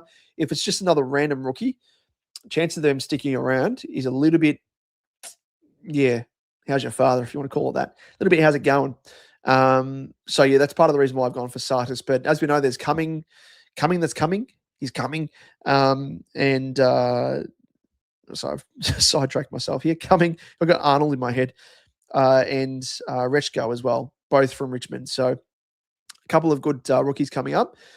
But, yeah, it's going to be coming. I mean, they're always going to be rookies, but there are going to be those rookies that you jump on that play maybe a handful of games that are never seen again. So you've got to factor that in because those are rookies that you don't really want to get into your team purely just to make money. Sure, you get money first up, but you have a dead rookie on the bench, which come the end of the year when you have injuries, suspensions, all that sort of stuff, even guys being rested, like rookies, like Lamyes, as we see at the moment already, you can be left high and dry. So that's the reason why I'm jumping on. I'm taking the risk with Sartis, but I do like your thinking there, Rook. That is for sure. Remember Kircher as a forward keeper. As a forward keeper. Oh, you think he's going to get DPP, do you reckon? He's going to get defensive forward? Yeah, maybe. Maybe. If he continues on with the amount of time he's having up forward, that is forward thinking, mate. I like that. And he could be a forward keeper, but you'd need to wait, round 12 before they bring in the next DPPs? And can you afford to have McKercher in your team scoring? If he's averaging 80 odd, you could probably get away with it. But yeah, for me, in my eyes anyway, McKercher I'm not trading out until all the rookies are off field for me. He's a luxury trade. So yeah, it's much like Walsh, luxury trades. If we're going to trade them, you kind of assess things down the track based upon how many trades you have left. Because if you use a trade now and then down the track you've got injuries and you're like, shit, I wish I didn't use that trade on McKercher because I need to use that same trade that I had at my sleeve on an injured player. Yeah, that's kind of what I do as a bit of a contingency. I trade them out late, depending on how many trades I've got left. Yeah, I would. I would consider using a trade for Sartis. If it gives you money in the bank for an upgrade, a straight upgrade next week, 100%. Even so, I think, yeah, you've got to get on the best rookies while you can. And I think he's put in the groundwork with 2 big scores. And the 101 that he had last week is going to stick around in his scoreline for the next 2 weeks beyond this week as well. So, yeah. Oh, sorry. He's going to stick around in his 3-round price cycle for this week and then next week. So, yeah, 2 weeks. But yeah, Dunny, I would have loved to bring in Cozzy. Only issue is that buy is looking a bit dicey for me. Yeah, I'm not too worried about buys at the moment. It's one week. A buy is 1 week. It's best 18. Unless you're absolutely decimated and you're going down to like 16 of a best 18 week, then yes, I'd understand. But you got to remember as well that, hopefully when you are planning ahead, you're not factoring in rookies that are not playing on that given round, because more than likely those rookies won't be in your team anymore. So you just got to count the primos, the keepers, because they obviously will be in your team for that given bye week. Crawfo, would you feel Pooh or Cook this week? Oh, Cook 100% of the week. Sorry, 100% every single time. Yeah, it'd be going for him. I mean, Pooh is absolute poo. His biggest score is a 69, twice over, ding, ding, ding, ding, rounds 3 and 5.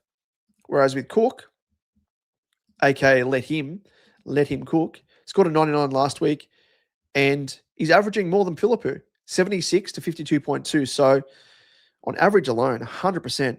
And he hasn't scored any lower than 62. Knock on wood, famous last words. Compared to Philippou, who's had a 27, 42, and a 40. Nah. Got to lock in that Cook, mate. Lock him in. And to let him cook. ND Glaze, would you consider the Bont, McCluggage, or Took as a primo upgrade next week? Bont, I'd be targeting Bont first and foremost. But I think, so what did he score? Let's just have a quick look. 135, Bont. I think McCluggage has a couple of weeks at least to wait in terms of price. So it was 135. So I'm just showing you scores. So Bont will go down to 44.8 in price to be priced at 604. You could probably wait another week, 100%. His break-even is going to be 162. So if he scores another 120, his break-even then goes down to 99. So you could probably wait for another week and get him in round 9. If you really wanted to, you could get him sub 600. McCluggage, I think he has even more money to drop beyond what Bont will. So yeah, his break-even's 185. So if he scores a 120, his break-even is going to be 139. If he scores a 120 again. So yeah, you could get McCluggage at just above 500k by the looks of it. But he needs to be playing his normal time on ground. I think he's getting CBAs, but he's not getting the ample time on ground to be scoring well enough. But his points per minute are good. And Tookie is probably someone that you could get in next week, I think. Because his break-even's 132. If he scores a 103, he's going to drop 12.6. And then his break-even will be 95 for next week. So you can probably get Took first up and then wait a couple of weeks for Bont and McCluggage. But just make sure you have enough money to get all of those guys. If you don't have enough money to go for all 3 of them, I'd be going for Bont as a must-have and McCluggage. But again, I wouldn't be going for them for at least another week because I have a fair bit more money to drop.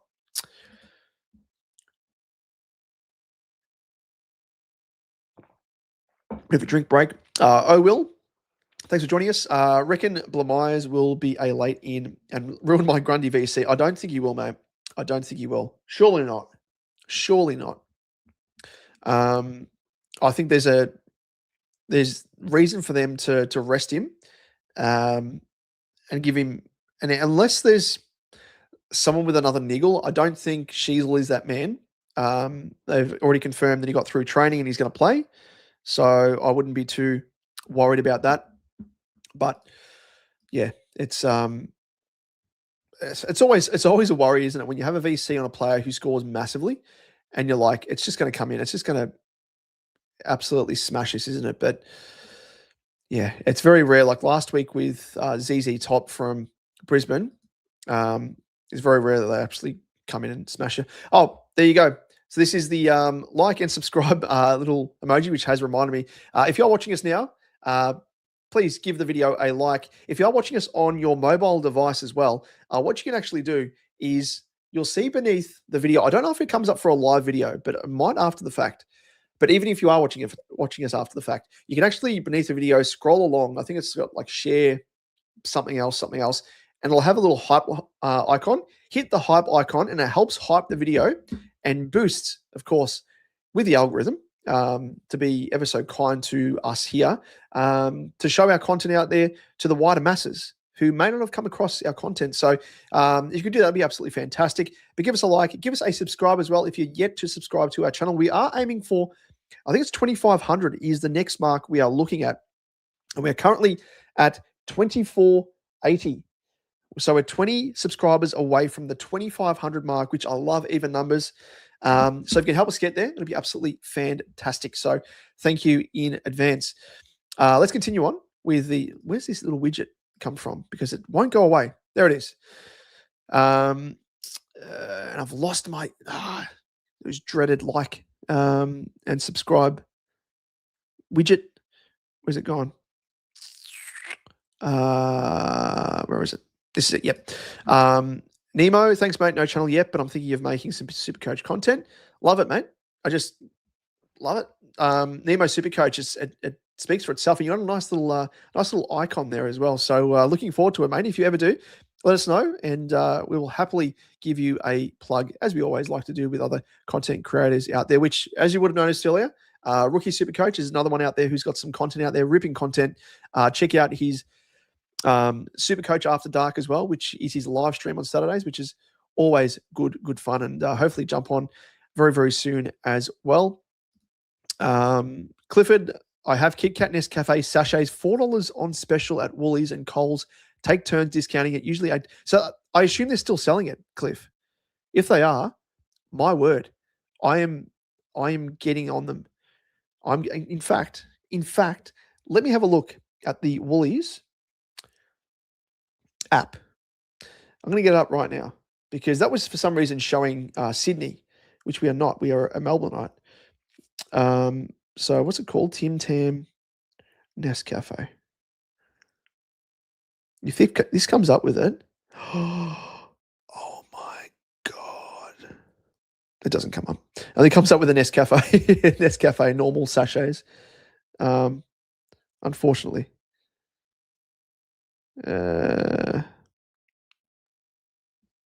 Was it a one-time thing?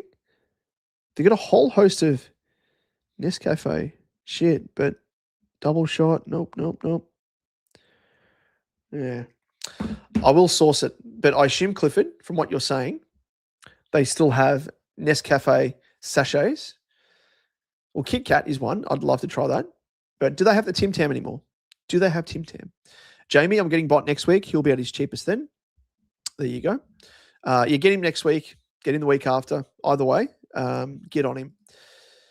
Clifford knows I'm going to try Krispy Kreme coffee once next week. Geez, everyone's across it apart from me. Where have I been? I've only just rediscovered the sachets because I've just been a, tea in the boiling water type operator. With or without milk, I have little milk, no sugar. I'm a sugar man. I'm a sweet tooth, which is funny because my wife, she loves her chocolate. She's a chocolate fiend. Whereas with me, I'm like, yeah, chocolate's okay. Like, it's fine. If it's Nutella, yeah, 100%. But like Easter, she absolutely loves it. And I'm just like, yeah. I'd probably prefer my lollies and my sweets. But sugar, my word, incredible. Like my grandfather, when he was mining us, my brother and I, he used to, when he was making teas, or like he was making a tea for like my nan, and I remember he used to give us a spoonful of sugar, which you shouldn't be doing for kids. No wonder, I probably would have been bouncing off the walls, but a spoonful of sugar, which I remember was next level. It was like a drug to a kid of that age. And it's probably set me off on my sweet tooth campaign for the rest of my life. So thank you to Jar, my grandfather. Nescafe Tim Tam, but there is Nescafe. It's still online somewhere. So I wonder if they're making it and they're not just stocking it at Woolworths, the Nescafe Tim Tam. Let me have a quick squeeze at this again. Well, still send through the SuperCoach related questions and comments, but if you want to have comments about, coffee and tea and stuff as well, because I know for a fact that my wife would love to try. Yeah, so they got the Kit Kat. I'll give that a crack. There is the Australian Food Shop. I don't know what this is, but apparently they have it. All right, Paddy. Paddy wants to come in the door again. Apparently they've got it. This is through Australian Food Shop. Just have a look at this. Peruse this whilst I bring in my my little legend in Paddy.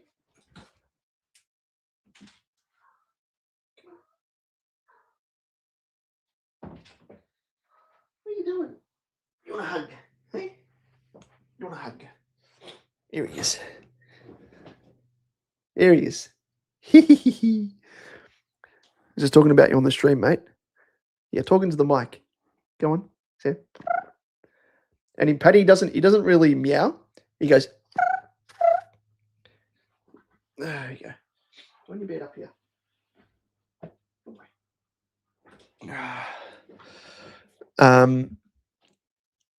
You've missed it, Paddy. We're talking about Nescafe Tim Tams. Yeah, so I wonder if you can actually get it through this website. So it says that it's still in stock. $28.88 USD. That seems like a lot of money. USD to AUD. $40. Okay, now they're taking the piss. It must be out of stock. Surely it's out of date as well. Surely. That's crazy. Daz, I've got 330k in the bank, need 2 mids, thinking value. Any suggestions? Great, man. What are you putting the money on the head of? Like what players are you looking to trade out? Because it depends on the price point that you're kind of shopping around. It's really hard at this stage to work out who the top mids are. I always say aim for the top shelf. Don't try and go for someone in between in terms of a just primo. Go for an uber primo. That's obviously, Bailey Smith. That's Bond. I'd be looking to go for, a Holmes, for example. I think he's great value. A Merritt potentially. LDU, I don't mind. Oliver's one that intrigues me. He's the 14th best averaging mid at the moment. But I'd be looking to go from a Cluggage, Bond, like these guys that will be dropping in price because I like to go shopping and getting value at this time of the year. Callahan's another one, potentially. So there are a number of options there for you. But yeah, it comes down to who you have available at your disposal based upon the money you put on the head of the player that you're trading out. So, how much are you looking to spend overall to give you a little bit of a margin? I know that is devastating, Trusty. You put it in my mind now because I'm a Tim Tam fiend. I had a chat before about chocolate not being my go-to, but Tim Tams, oh my god, they are like a drug to me. Now this is, if you check now, this is in StreamYard. It doesn't come up with the actual emojis. These are the emojis that you can use if you are a member of our channel. And what you've said there is a pink sweaty pig full of juice, mate. He is, of course, chatting about Clary Oliver there, who is the pink sweaty pig himself, as we'd like to refer to him as, which we have done for many a season now. Jonas, the yearly rookie drought, then waiting for mid-season draft. Yep, exactly right. And it's only in the mid-season draft rookies where we get some reprieve by those bottom teams. It might be us, Jonas. It might be Carlton. Do we? I don't think we've got a spot, do we? I don't think we've got an extra spot to actually go for a mid-season draft. Perez, yep. unfortunately. Trusty, I just got flashbacks of you on After Dark last year doing your... Did I do it back then? Oh, my Lord. It is by far one of the funniest things ever. I'm like getting the feeling of coming in the gym. I'm getting the feeling of coming at home. I'm getting the feeling of coming backstage when I pump up, when I pose out in front of 5,000 people. I get the same feeling. So I'm coming day and night. Coming day and night. Terrific, right? Right. It's terrific, right? It's terrific, right? I'm coming day and night. How are you not? But yeah, it's a very good memory there, Trusty. Half the time I'm delirious, especially in After Dark, which is purpose-built for someone like me, is it not? Crawford Saints are playing West Coast though for Pooh. Yeah, but it's Pooh, and he's Pooh. But yeah, I'd be going for Cook 100% every single day of the week. Dunny, round 16 bye, have Sinclair, Bont, Gawn, Flanders right now, which I think a lot of people would anyway. You've got to also factor in, yes, you may have primos that are out, but just remember and factor in how many of those primos are highly earned by the rest of the competition, which kind of offsets the fact that you are missing those players. It means the competition is obviously missing those players as well. And it's only really those serious teams that would have those big name players. So you're kind of all in the same boat. It just comes down to what rookies you're using to cover a lot of those primos. And then you've got Cozzy, Holmes, and Baz all looking like must-haves and all share that buy. So I think, yeah, I mean, it's impossible to try and go for all these players as it is anyway, just at their current price points. Like Baz is pushing 700K. Holmes is good value, 615 odd. Cozzy's getting up there. But yeah, like with Baz, for example, I wouldn't be paying up for him if it puts you out for the round 16 buy. So you can probably get him after the buy. And yeah, see if you can get him then. But I mean, it's a long time to not have Baz. That's the other thing as well. But you've got to have confidence in other players filling in the holes. And, you know, if you don't have Baz for the round 16 buy and you're able to get away with, I guess, having a little bit of a, what are you doing, Paddy? I don't know what he's doing. Hey, Paddy, he's heard something. So he's looking.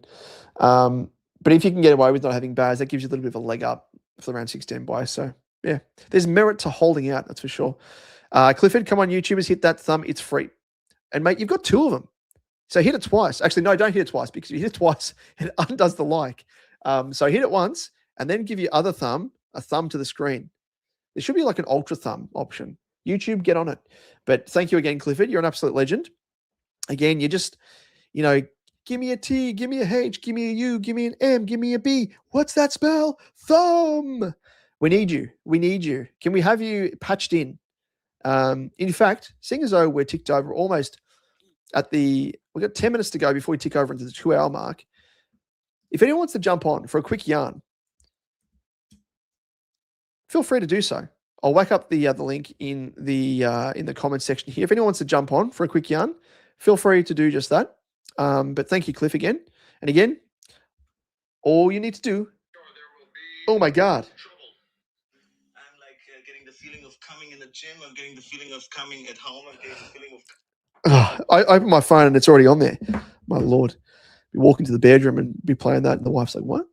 Nothing? Didn't say anything. Let's just have a quick look.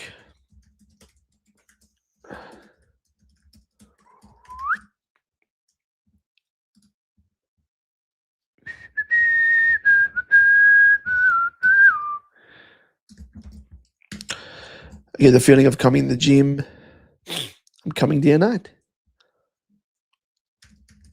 I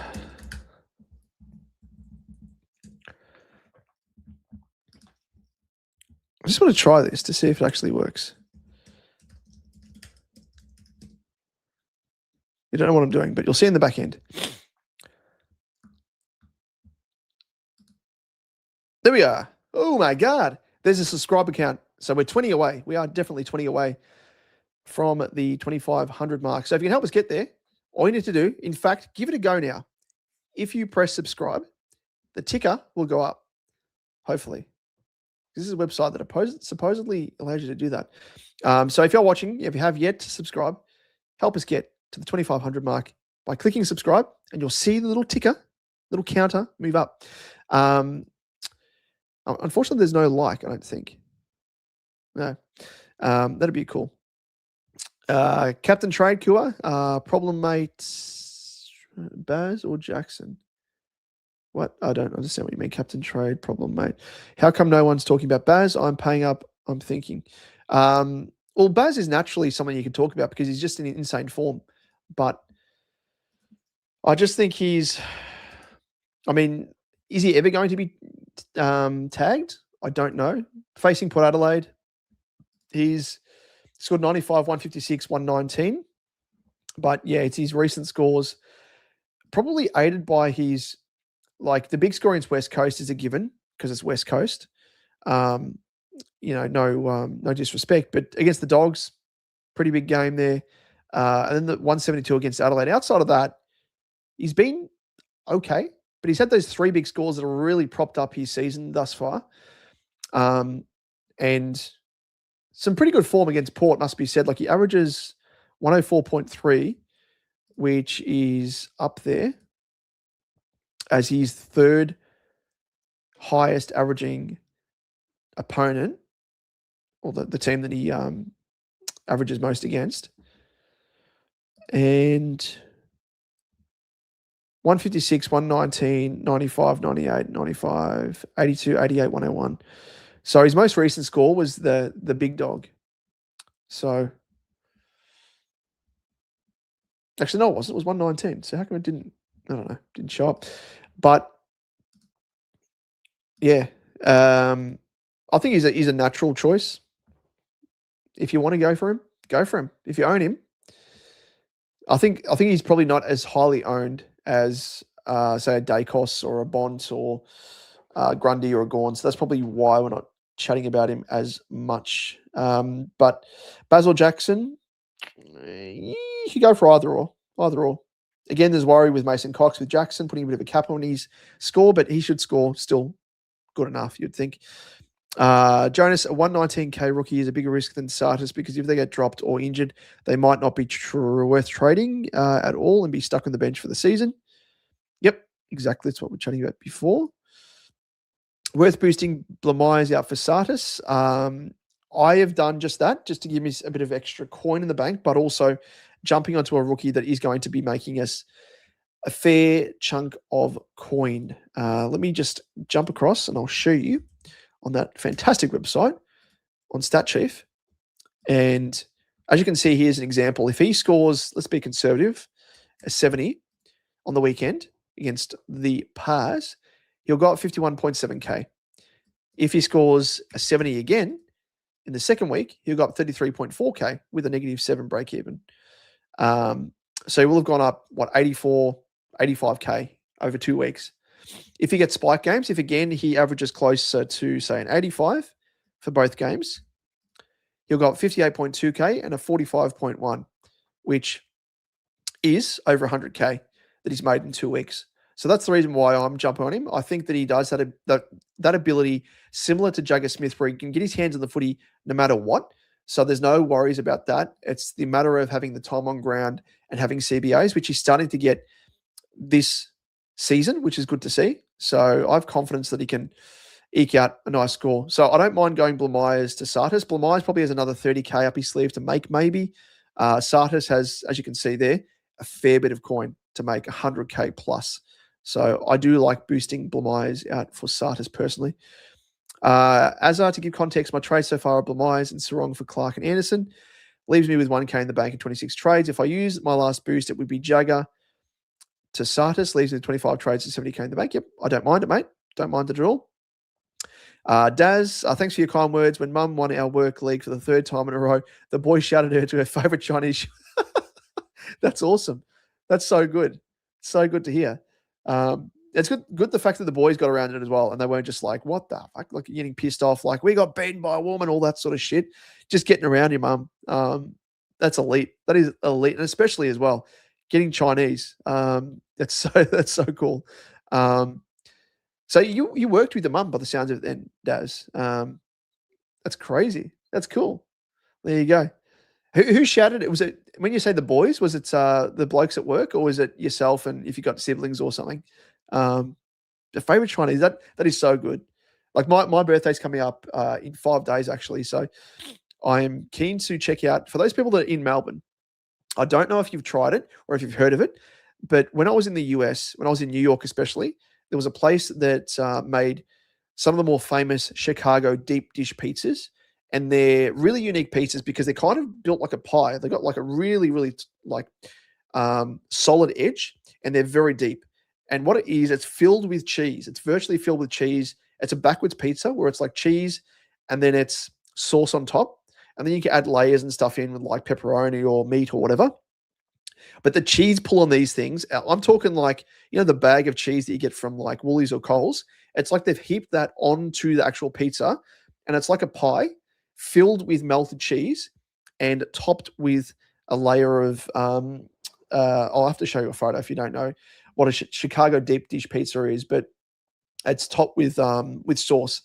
And there's a place in Fitzroy that has these pizzas, and I've been craving it ever since I tried it in New York. Mind you, I tried to finish it myself. It's probably the size of a small pizza maybe, or a medium pizza, but it is absolutely filled with cheese. It would have you shitting out a block of cheese virtually if you had the full thing by yourself.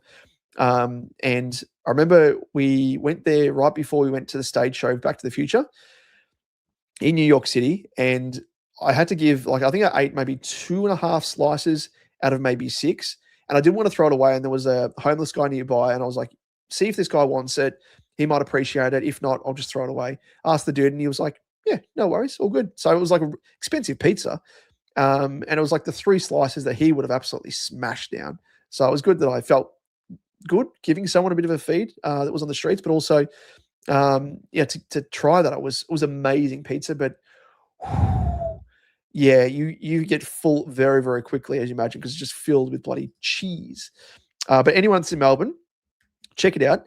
Fitzroy, just type in Chicago deep dish, and I think, sorry, roundabout way of me saying that I'm hoping to go here for my birthday. It's rated 4.6 on Google reviews, and this is virtually what it is. Here you go. So you can see this here. Look at that. So that there, it's got like other toppings and stuff in it, like actually laid within the actual pizza itself. But I'm so keen to try this, and the cheese pull on that, I love my cheese. I'm a cheesy man, so that's kind of what it looks like. That there, they've put like jalapenos and stuff in, but the traditional one is just sauce on top and cheese in the middle. So good. Deep End Pizza, it's called. So I'll let you know once I've tried it, and get around it though. My Lord, so good. Anyway, gone off on tangents now. It's that time of the night. Ads, all right. I've backtracked and swapped track for Sartis to keep cash gen. No, what are you doing? Ads, go for. It's up to you. So I'm fielding Sartis, Anderson, or Smith with no loop in mind.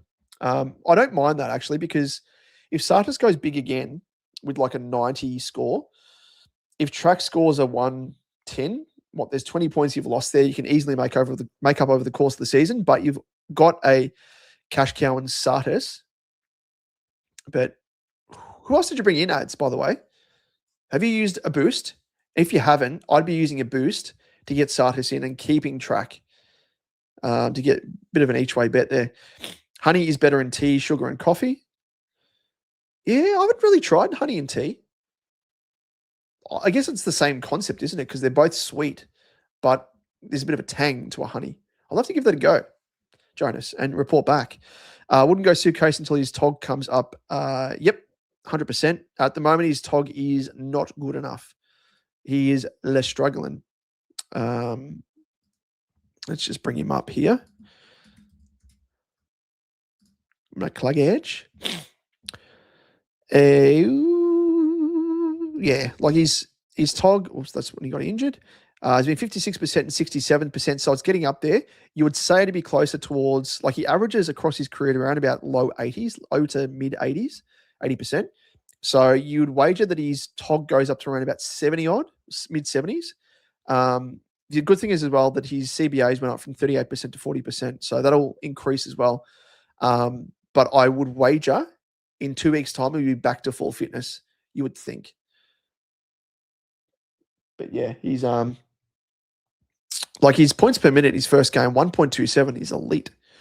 So yeah, he's going to be right for the picking in a couple of weeks. Google says Nescafe Tim Tam is discontinued. Oh my god! I don't know about. I might be worth paying that $40, whatever it was, for that, the Aussie snacks, whatever it was, that's supposedly stocking Nescafe Tim Tam, but it's probably out of date. Yeah, 28 USD for 10 sachets. I need to get into the overseas food business. Jesus. Yeah, it would be the US for sure, because they've got a whole heap of shit with regards to, and I say shit because it's all confectionery, and well, they call it confectionery, but like sweets and lollies, and it's crazy over there. Like, I'll have to fire it up because I've got a few videos when I was over there. My wife actually, on her TikTok, we put together, which if you wanted to see it, go and check it out. You can just search me on TikTok. Damon Jackman is my full name. And I would have cross-promoted, I think, on my personal TikTok, but it's on my wife's TikTok. But we did like a bit of a food tour of the US, and it was amazing. It blew up, absolutely blew up, because it was like two Aussies over there with Aussie accents, and everyone was watching it, tuning in, and they were providing all this commentary and comments and stuff on things we were trying. And yeah, it was good fun. Actually, I might bring it up here, but yeah, some crazy stuff. I won't bring it up because it's like literally us chatting to camera. But I'll just see if it's any of them on my TikTok. I don't know if they are. I think it might be my wife's, which her name is Ashley, so you can go and check it out. But I think it's just on hers. I can't even find the TikTok now. Yeah, anyway, but yeah, it was good fun because like we tried Cinnabon, we tried all the different weird variations of like Kit Kats, and even Mars bars are different. Mars bars are kind of like what would you'd say they're kind of like a Milky Bar, not a Milky Bar. Sorry, what's it called? Milky Way. So the Milky Way is virtually nougat with chocolate with not much caramel. And there's one over there, like their Mars bars like that. And then there's another different type of Mars bar called something, I can't remember what it's called, but it's like that other type is a Mars bar. So it's such a weird thing, but tried all of it. Tried the different fast foods, In-N-Out Burger, Five Guys. Five Guys for me, I don't know if you've tried Five Guys. I think there's one in the city. Oh, sorry, in the, might be South Melbourne or Docklands. I think there's one there in Melbourne, of course. But Five Guys, it's so expensive, but it is hands down the best burger I've had anywhere in the world. It shits over anything. It is so good. So good. So check that out if you haven't. But I'll just get up the TikTok. Where is it? I can't even find my wife's TikTok. Where the fuck is it?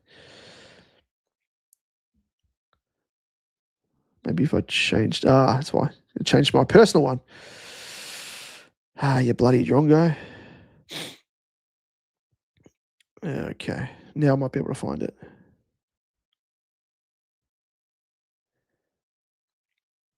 How many Ash Jackmans are out there? My lord. It's ridiculous. I can't find it. I have no idea. I have no idea. Maybe it's, well, obviously be following each other. So I feel like a boomer. I'm trying to navigate TikTok here, and I can't find shit. If I go to profile, if I go to followers, got to find it here. Here it is. Oh, that's why. Okay. Different username. But this is. We're an Aussie couple who spent 30 days honeymooning in the US, and today he is dead. That's not actually playing. I don't know why. 24. Oh, Wi-Fi's gone to shit. Trying a No, it's not working. This is when I was trying Five Guys. So go and check it out. It's ash.j.24. That's my wife's TikTok account. And you can check out our food reviews on there, which we did a whole heap. We did 26 days worth. So it was good fun, and like thousands of views. Some even like hundreds of thousands of views. Yeah. The Cinnabon one was the funniest because people in the comments were saying like that. Whoops.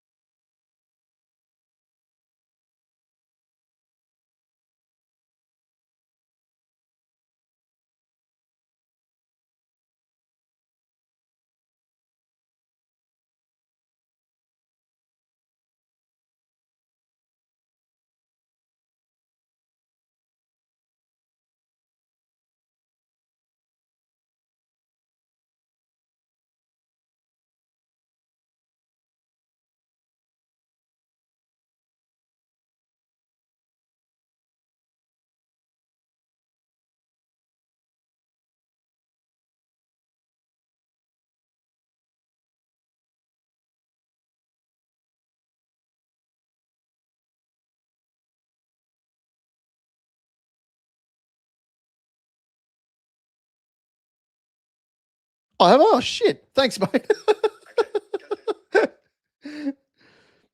Oh my lord! I've been muted. There we go. I'm gonna have to change this. I'm gonna have to change this now. Jonas, and good to hear your voice, mate. I thought you were keen to jump on. Apologies. Oh my lord, that is embarrassing. It must have been when I moved my mic earlier. I've got to change it though, because if I press this, it's so sensitive, it mutes it. So there we go. So I don't know what you've missed, but if we wanted to drop back, literally thoughts on Bruin. I think he's good. There's only one bad price in his cycle. Jamie, is there a world where B. Smith drops in price? Yes, I think he will. It's happened with Bont. Hopefully that gets back to everything else that we've missed out on. I think what I was talking about in terms of options there, I said Petrarca. I think he's top of the list there. Holmes is one. Merritt I like. LDU. Parker, yes. Oliver might be a bit of a cheap option. Cosy Pickett, Finn Callahan. So there's a number of players there for you, mate. Hopefully that has caught everything up. And yeah, what I was talking about there with regards, just quickly, is the fact that it's the most unprofessional professional competition in the world. It's so shit. Just with regards to opening round and then stuffing things up and saying, oh, opening round is going to be a good thing we want to persist with. Yet all of our supporters are saying that it's shit. And then all of a sudden, oh, wait a second, we're going to get rid of opening round. And then, as I was speaking to it before Jonas rudely called me to say that I was on mute. I've got to check this now. Thank you again, Jonas. You're an absolute legend. You could have just sent me a text, mate. I would have seen it come through. But yeah. Nemo was trying to help me as well, mate. You said you're on mute. Been on mute for a good 10 minutes. Thank you, mate. Actually, it's been about 5 minutes. So hopefully it's only been about 5 minutes or so. But anyway, yeah, just shows the AFL is pretty shit. Could go Bays and Oliver for Bruin, and I don't know who Mandrell is. Not sure who that is. Daz? Who's Mandrell? I don't know who that is. But Baz and Oliver, decent. Let's quickly go because we've been falling behind these comments. So, and that's the reason why I didn't see muted. sorry, lads. Where are we? Somebody said a bad word. Whatever happened to sticks and stones may break my bones. Well, yeah, yep. Aaron, I have Watkins on field to get Grill score on field. Would you keep that or put Sardis on field? I'm more a fan of once a rookie scores over 70, I tend to lock that in. Sardis could go bigger than that, but it's up to you if you want to take the risk. It probably comes down to your head-to-head matchups. Look at what your opponent's doing. If they've got Sardis, if you're ahead of the game, you could potentially, just match them and put Sardis on field. If you want to take a risk, you could probably risk on Sardis scoring a little bit less or maybe about the same as Grill. Aaron, I'm backing you in Doma, all aboard Sardis with the last boost. I followed you on Dersma and hoping Sardis can be seen. Oh, well, there you go. Hopefully, that you're able to get the boost in terms of the scoring boost. Wink, wink. Much like Dersma. I always wondered because with me jumping on Dersma, a lot of people probably thought that was stupid, but he's since made me 100K. Likewise yourself, and I was wondering if any other people would be hearing my logic at the time and thinking I might do that as well. So good to see that someone else backed me in. So thank you, Az. Carl, loving his episode of SuperCoach Edge, changing trades to Supermarket Edge. It is Supermarket Edge. We might actually do that as a bit of a live stream. Supermarket Edge, chatting about the best deals, the down deals, changing trades to out pizza diavolo, in cheese pull apart, my life's ambition to shit at the soul. Mate, that's been my life's ambition for a long, long while, let me tell you, because I love my cheese. And to shit at a block of cheese, that would be an accomplishment, that's for sure. Oh, thank the Lord. Our subscribers haven't dropped since we've been on mute for 10 minutes, like an absolute sideshow. Actually, it may have, because I don't even know if that is up to date. And who knows if we actually have gained subscribers. I don't think we would have. I could have done like a bit of a Charlie Chaplin, like me just doing slapstick type stuff. Like this bloke, for example, Charlie Kerner, who I've still got on my desk, that I might rip off his head and twist it off. No, I won't do that. Won't be doing that at all. Or maybe I could be guzzling a bit of 1990 Premiership port. That is, of course, yes, Collingwood. That's from my father-in-law. He wanted me to sell it, but no one wants to buy it. So I might just throw it down the road, pour it down the sink, Any Collingwood fans out there want some memorabilia? 1990 Premiership Port, that is full. I tried to sell it on Facebook Marketplace, by the way. Again, this is an offshoot of Supermarket Edge. And no one wants to buy it, but Facebook also ripped down the ad because it was selling booze online. And I'm like, lads, this is from 1990. Who's going to be downing port that is, 36 years old? Which I don't know, does port actually age like wine? Or does it just go off? I don't know. But anyway, that was pretty annoying. But I do like that. Their life's ambition is to shit a solid block of cheese. I'm with you there. Nick, g'day, mate. Do you think it's worth holding Blamires? At the moment, I'm trading Jagger, but not too sure who to trade out. Yeah, I'm holding Jagger because I think he's got, like, they both have decent scoring potential when they're both fit and firing and getting time on ground. I think Jagger will get his time on ground upped. They've been managing him in-game, and I think it was a good sign that he had increased CBAs last week against the Pies. Hopefully that continues, and hopefully Michael Voss is not the senior coach all that much longer, because then we might have a decent coach that plays Jagger for a decent amount of time. Are you an accountant? I'm not. What prompted that comment? What did I say? That was over 10 minutes ago. But no, I'm not. With regards to numbers and stuff, I love my numbers. I love my stats. But was that a direct comment to something that I spoke about, Dave? I'm keen to hear. Now, this is the barrage of people saying, you unplugged your mic. Let's just go through and mute. Damo, you're muted. Sorry, Dave. Sorry, DJs. We are not so good at lip reading, brother. Now's the time we need captions. Muted. Leave him alone. He baiting. Oh, my Lord. I should have seen this. And Nemo, thank you for joining the link, mate, because all I saw in the background was you cleaning your mic and then disappearing. And I was like, okay, you wanted to jump on for a chat. You disconnected. This is hard to watch. Been a good few minutes now. Sorry, but trying to get your attention. Mute. Leave him alone. He baiting in silence. Damn, I'll never know the answer to my question. Poor bugger. You could hire a lip reader. In fact, the same lip reader, someone was trying to lip read the Collingwood players huddle off the back of the Elijah Hollins thing. I was mortified. I've done it before, but not for as long as that. Lip reading like a boss. Go for Sparrow. Sparrow is not a strap. He says, very good, Dave. I rate that. I think he said Bootsma is a good pick too. Yes, he would have been back in the day.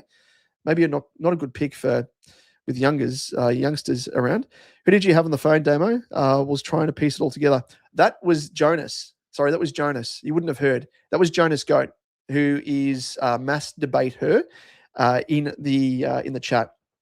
One of our long-time supporters, this man right here, who's trying to bait people with his female avatar. Don't let him fool you.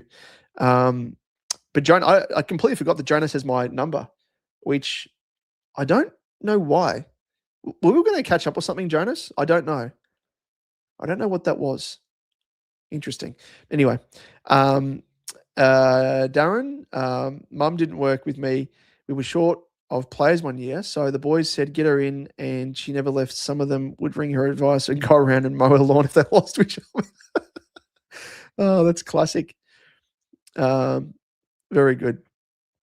Had a good laugh in the mutes comments. Oh, well, as long as that was entertaining and not as frustrating as it would have been to watch. But you know who I blame? I blame this bloke right here. I'm like getting the feeling of coming in the gym. I'm getting the feeling of coming at home. I'm getting the feeling of coming backstage when I pump up. Arnold, it was all your fault. 5,000 people, I get the same feeling. So I'm coming day and night. I mean, it's terrific, right? It's terrific, right? Yeah, Kate. Jonas said you were baiting in silence, and he decided to. Yeah, exactly right. I like the fact that you realize when I initially read that, I thought that was literally him saying that I was baiting people into thinking that I was muted when I actually wasn't. I was just doing this.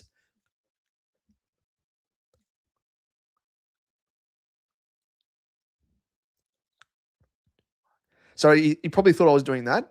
When I read baiting, I thought I was thinking of that. Now, Kate, I think you were spot on, and he's talking about the baiting of the master variety. And if it was to do it in silence, I don't know if it would really make any sense. Like, do you know if I'm wearing any pants beneath this? You don't. You don't.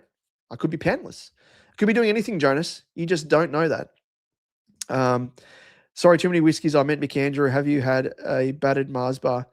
I have had a battered Mars bar many moons ago. I haven't had one since because they probably clog your arteries. Something shocking, but they're very, very nice. I don't know what makes it.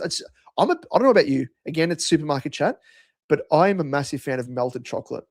Meanwhile, my wife, and this is an ongoing debate, she actually puts her chocolate, used to be in the freezer, mind you, the freezer of all things, just to break your teeth. She loved it. Now she puts chocolate in the fridge, which I can kind of stomach, literally and figuratively, but chocolate in the freezer, my God, it is so sharp, yet she would eat it. And now it's I understand the fridge keeps it fresher, whatever, but it's chocolate.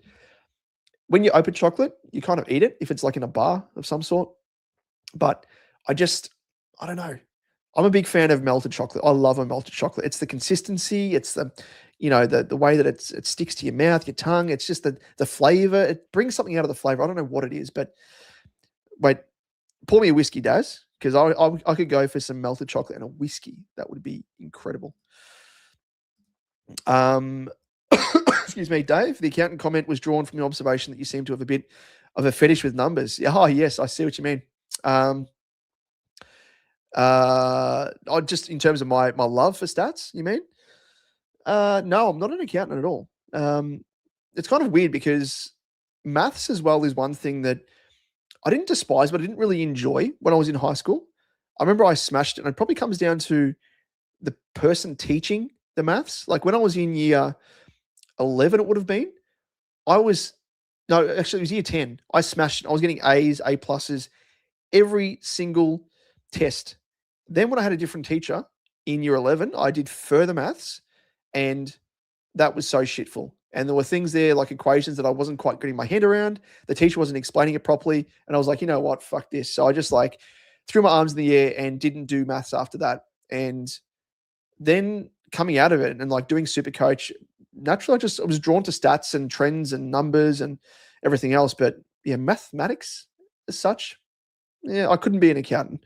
Mind you, I have to do my own accountancy, being a sole trader. So I've got to do my own numbers and stuff like that. So it helps. So I use Excel and stuff just to work out and allocate tax, GST, all that sort of stuff. So I do have an accountant to help me there, but I do like to be across things there, but don't really have a fetish with numbers. But yeah, some people say that I love my numbers because I chat about numbers to the nth degree. But if it's with regards to a trend, I like to explain it, as much as I can, because in layman's terms, because you're talking about trends and stuff, and it feeds into SuperCoach and picking players and, who's looks as though they're going to become a breakout player, all that sort of stuff. So it kind of works. But yeah, interesting. Very interesting. Dave, I do too. I traded Bond to Baz rather than Sartis. Couldn't go there again after last year. I saw the Bond to Baz as a big opportunity. No tagger ever going near Baz, running power and off an ACL last year. Wow. See, when did you trade Bond to Baz? That's crazy. Did you do it this round? That actually, that is ballsy. I'll give you that. All about the teachers. I started maths methods and was back to further maths in 3 weeks. Yeah, 100%. Like my teacher that I had in year 10, he was incredible. And explain things. If there was a certain way that I didn't understand it, he would explain it in a different way. And I'll be like, oh yeah, okay, I understand that. And I was like, shit, okay, well, it's so easy. And then there'll be a teacher who'd be like, yeah, you can do it this way. This is the equation. And I'm like, I'm still not understanding it. And he's like, you get it? And I'm like, nope. And he's like, oh, well. And that was that. And I'm like, oh, well, how am I supposed to learn if I don't understand the method behind it? So yeah, it's crazy. But I don't know about you, Dave, if you work with numbers. I don't know how old you are, if you're in uni or whatever, but yeah. Kate, sorry, I missed your message. Freezer for the win. What? That is insane. If we did a poll, which I think there's a poll, you can do a poll through StreamYard. Let me see. There is. All right. Chocolate. Here we go. This is going to decide it. Chocolate in the freezer.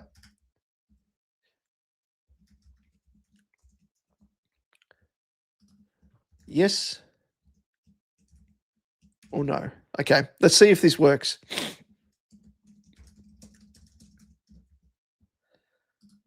Because I've never tried this. Start and show.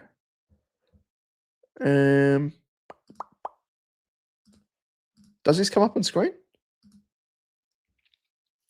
Oh, it does. Bottom left-hand corner. So chocolate in the freezer. Type 1 or 2 in the chat. 1 if you, yes, prefer chocolate in the freezer, or 2, hell to the no. You prefer chocolate like a sane person in the cupboard, out on the bench, whatever. I don't think there's anyone typing in the chat, is there? Kate, you're the only one that's voted. Yes. So we're not going to count that. It's not. We're not ending the poll as yet. Oh no, Nemo. Why? Nemo, no, I have to agree. Freezer chocolate is undefeated. From where? If they were stocking, like, you go to the supermarket, where do you find chocolate? In the aisle at normal room temperature, not in the freezer. If it was a freezer, not a condiment, what would you call it? Like a treat, you would go to the freezer section. So it doesn't make any sense. It's crazy. That's crazy talk. Come on, DJ, what are you doing? Now you're doing it just to bloody troll me. Don't troll me. Be serious. I'm not going to believe any of this. Kate, I reckon you're trolling me as well. I reckon you're baiting. Different type of baiting to what Jonas was saying. But I reckon you're baiting. We don't want chocolate in the freezer. But what was I going to mention? So oh, yes. Outside of the poll, of course, who do you think are going to be the top liners for the forwards? So it's probably the good time of the year to. I don't know if I could believe you, Kate. Don't know if I believe you. Good time of the season to try and work out. Obviously, it's upgrade season. We're aiming for the best of the best in each line. Which players do you think will finish in the top 6 of the forwards? So personally, I think it's going to be Sheasel, Pickett, Flanders, and that's where it kind of becomes a little bit murky. Who is next best? Is it McInerney? Is it a Rochelle? At the moment, this is how it looks in terms of average we're talking about. Oh, yes, Petrarca is going to be definitely one. So I think we can lock in Petrarca, Sheasel, Pickett. That's 3 of the 6. Who are the next 3? Is it McInerney? Is it Took Miller? Is it Horn Francis? Is it Flanders? Is it Rochelle? I think Flanders will probably be up there. Is there anyone else out of these players that I've mentioned that could be a top 6? A Murphy Reed, maybe? Sanders is getting up there as well, slowly but surely. Brian Myers is out for a little while. We're not going to know for how long because it's always TBC with the Cats. But intrigued. Yes, exactly, Aaron. That's what I'm getting at. Type 2, Aaron, in the chat, so you can be added to the poll. If you type 2, it'll pop up your little poll on the bottom left, as you can see there. And I'll give the feedback to my wife. DJ Big Tom, I've only just joined the chat. Surely freezer chocolate can't be a thing.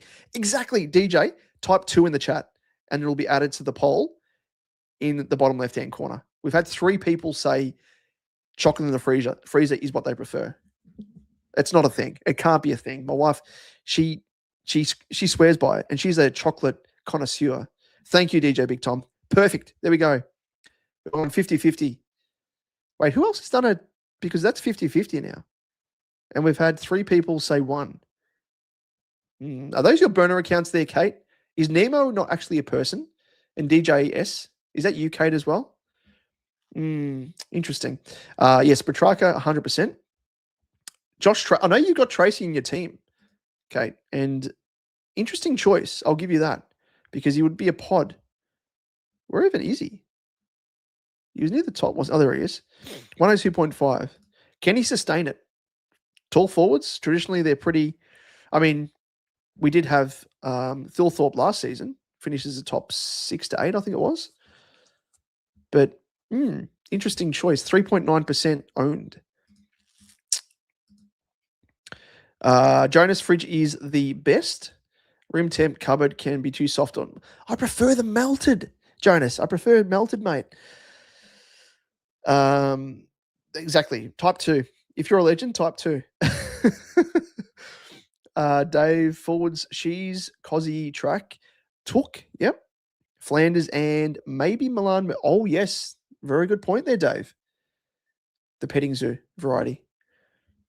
Maybe. Milan Murdoch is kind of a bit like the that's better. Look at that. 67% say hell to the no. That's perfect. Milan Murdoch reminds me a bit of McCarthy, Tom McCarthy, just the way he's scoring as a mature ager coming in. All depends on what state I'm living in. In the past, having lived in Queensland, gotcha. Definitely freezer, but now in Tassie in the fridge or being even left out. Benefit for leaving it in the freezer is you can hide it. That's very true. And it lasts for ages. If there's an apocalypse, if Donald Trump starts a full-on war with Iran, then you'll be thankful that the chocolate is in the freezer. But that's an isolated case. But more often than not, like Melbourne, especially during the winter, is very cold. Not as cold as Tassie. I can tell you firsthand, I've been there, lucky enough to be there. Incredible place. But yeah, even so, chocolate, I tend to, even with my eggs that I have over Easter, I like to melt them. Like I hold them, the hollow chocolate eggs, I hold them in my hand because I'm always warm. And it melts in my hand. I'm like, yes. Then I eat it and it's nice and soft. Zerha could be a top forward. I don't know if he's going to persist with that. I know he's been training with the defense this week, but will it continue?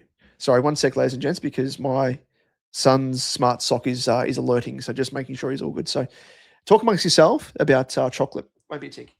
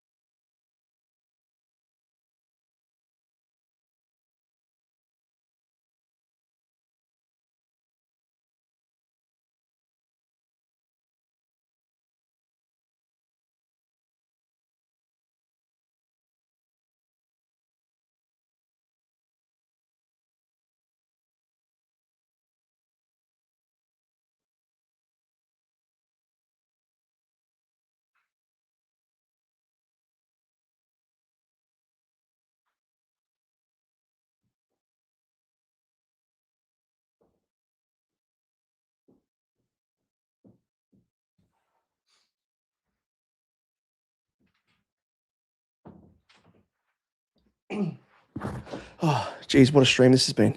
He's all good. We just have it's like a little tracker monitor on his foot, and it sends an alert to the phone of obviously my phone and my wife's phone as well. It just says it was disconnected from the base station, but when his foot gets sweaty, the sensor on the sock doesn't report back to the base station, so it loses connection. But he's all good, thankfully.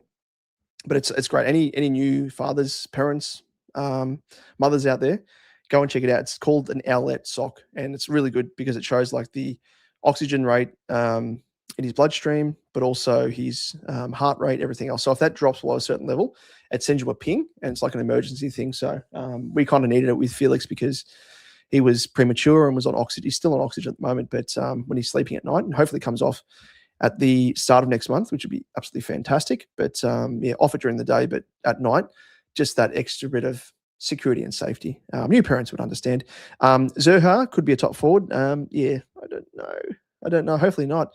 Aaron, legend. You know where it's at. Carl, measure of sheer quality of the SuperCoach Edge experience that we all stayed on the line during the march. Thought it was just me. Were you all checking your like audio, being like, "What the hell's going on? Like, am I on mute? What's happening? Have I got it too low?" But again, yeah, that's a very good point. Like, I can't believe. I think we maybe dropped by about 10 people, which is fair enough. I wouldn't have stuck around for that either, or at least drift out and then come back in later to see if everything is all fixed. And I need to double check that my mic's not flashing red.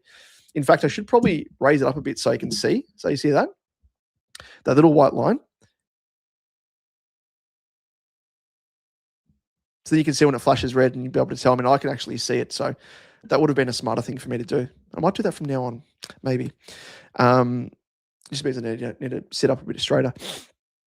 But yeah, credit to all of you out there tuning in for as long as you have and not dropping out, because it's 1:15 in the morning. So we might wrap this up very, very soon. But the comments just keep streaming in, which is good. Dave, KPF is a shout. Jez, Kerno, or Tracy. No, I'm not touching any key position forward that I've touched across the journey. That is Kerno. There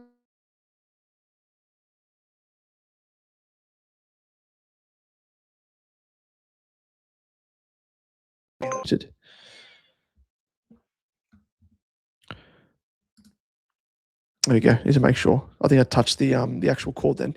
Yeah, Kerno, he cooked me last year. Jez cooked me last year again, and I had Jez another year. He cooked me again.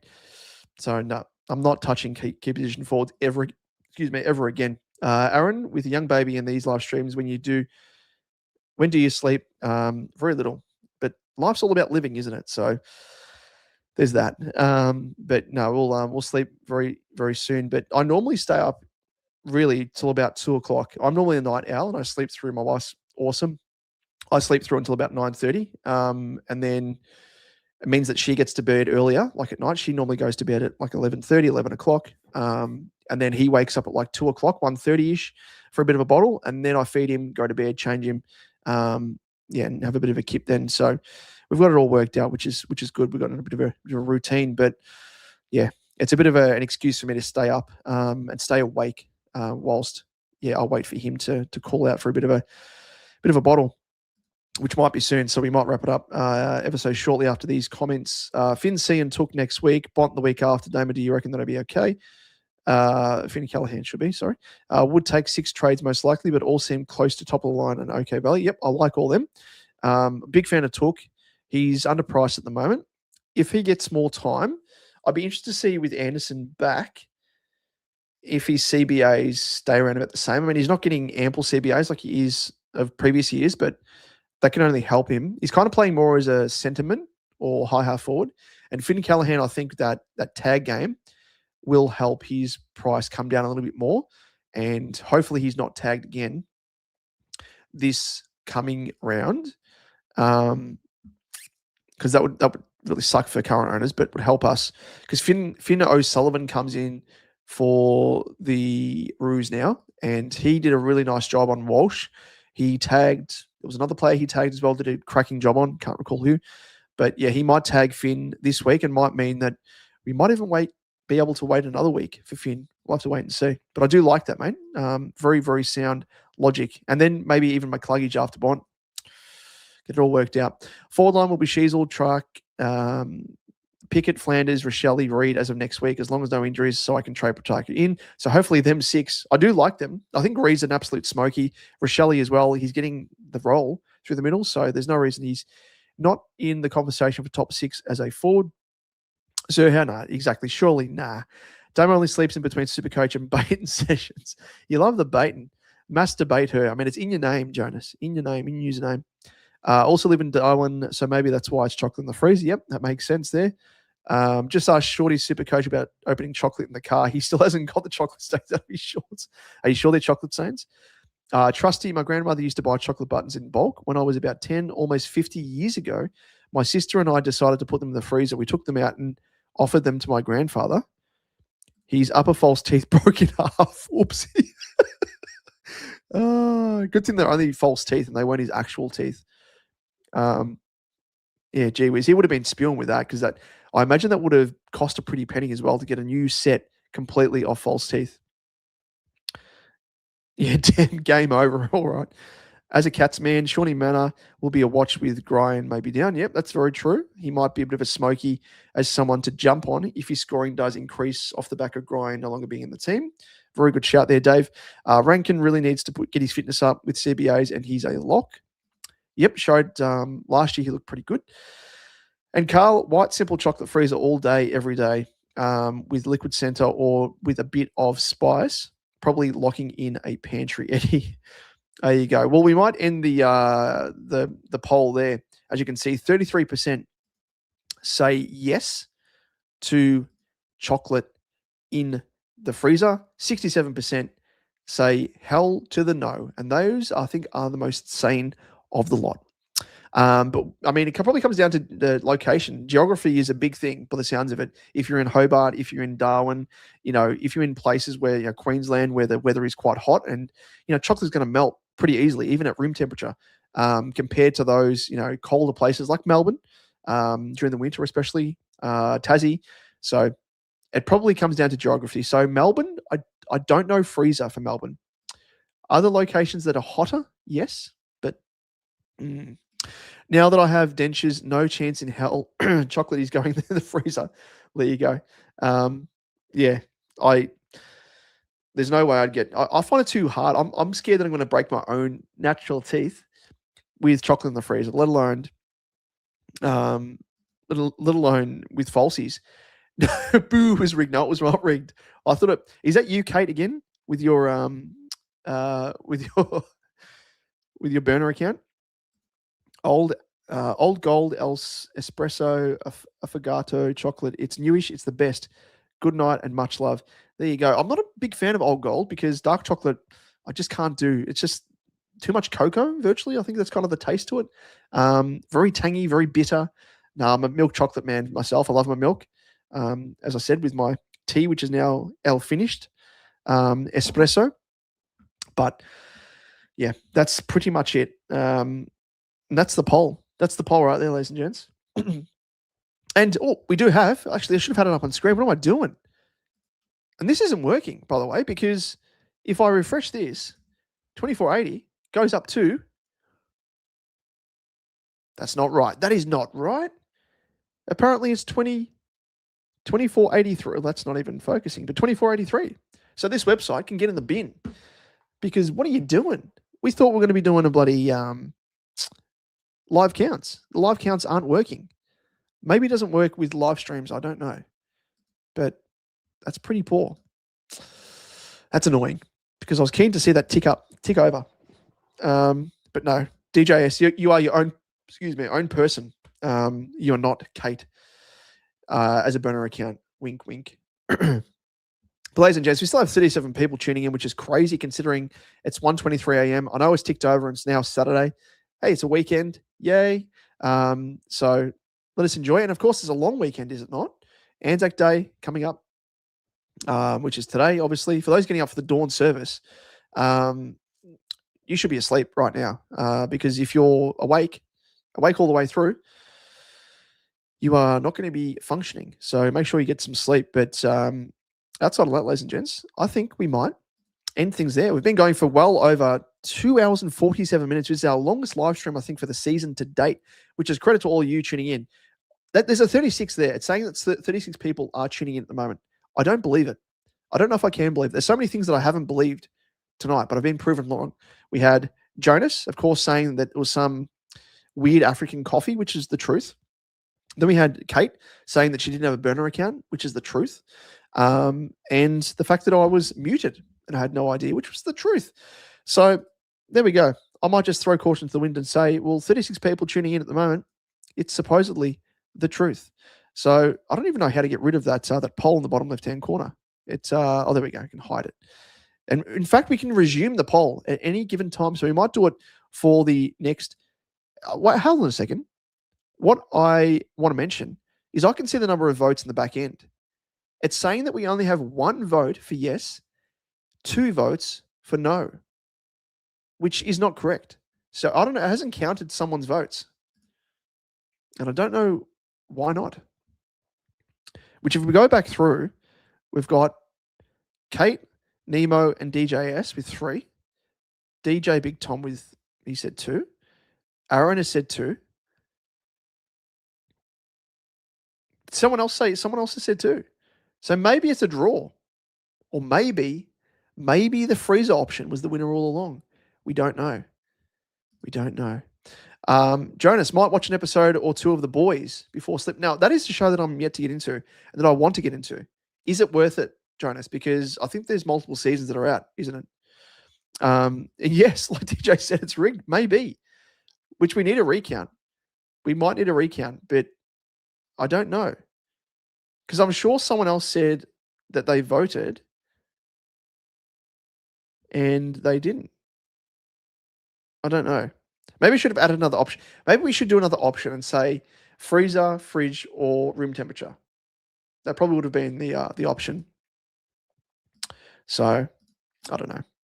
But awesome show. Okay, well, I might have to get into it. Justice for the fridge.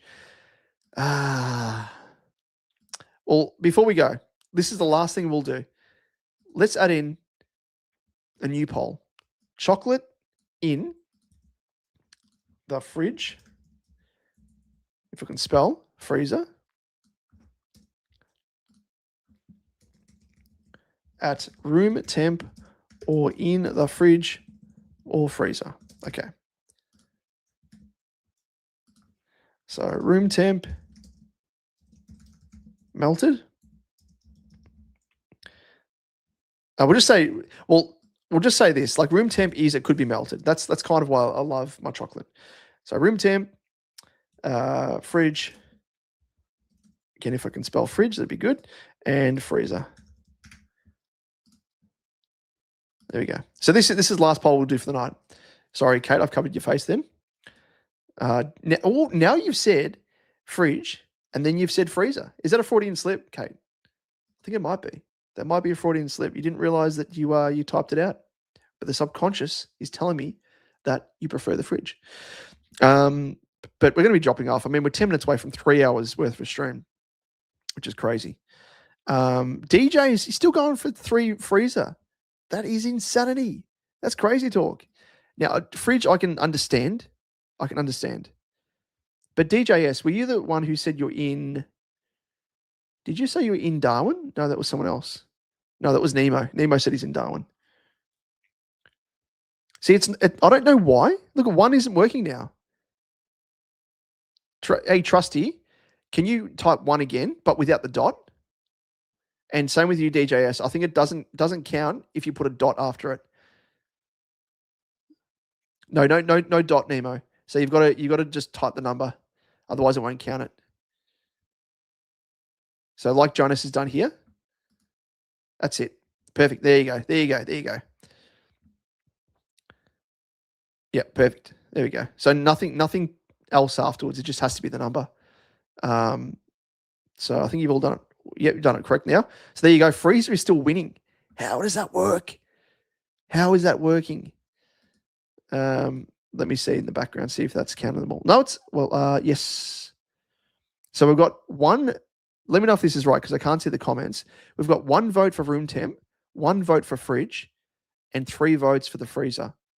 So 1 for 1, 1 for 2, and 3 for 3. Is that right? 1 for 1, 2 for 2. 2 for 2? Really? 3 for 3. 1, 2, 3. Where's the other 3? So if I type in my number now, so if I say room temp, let's see if it changes.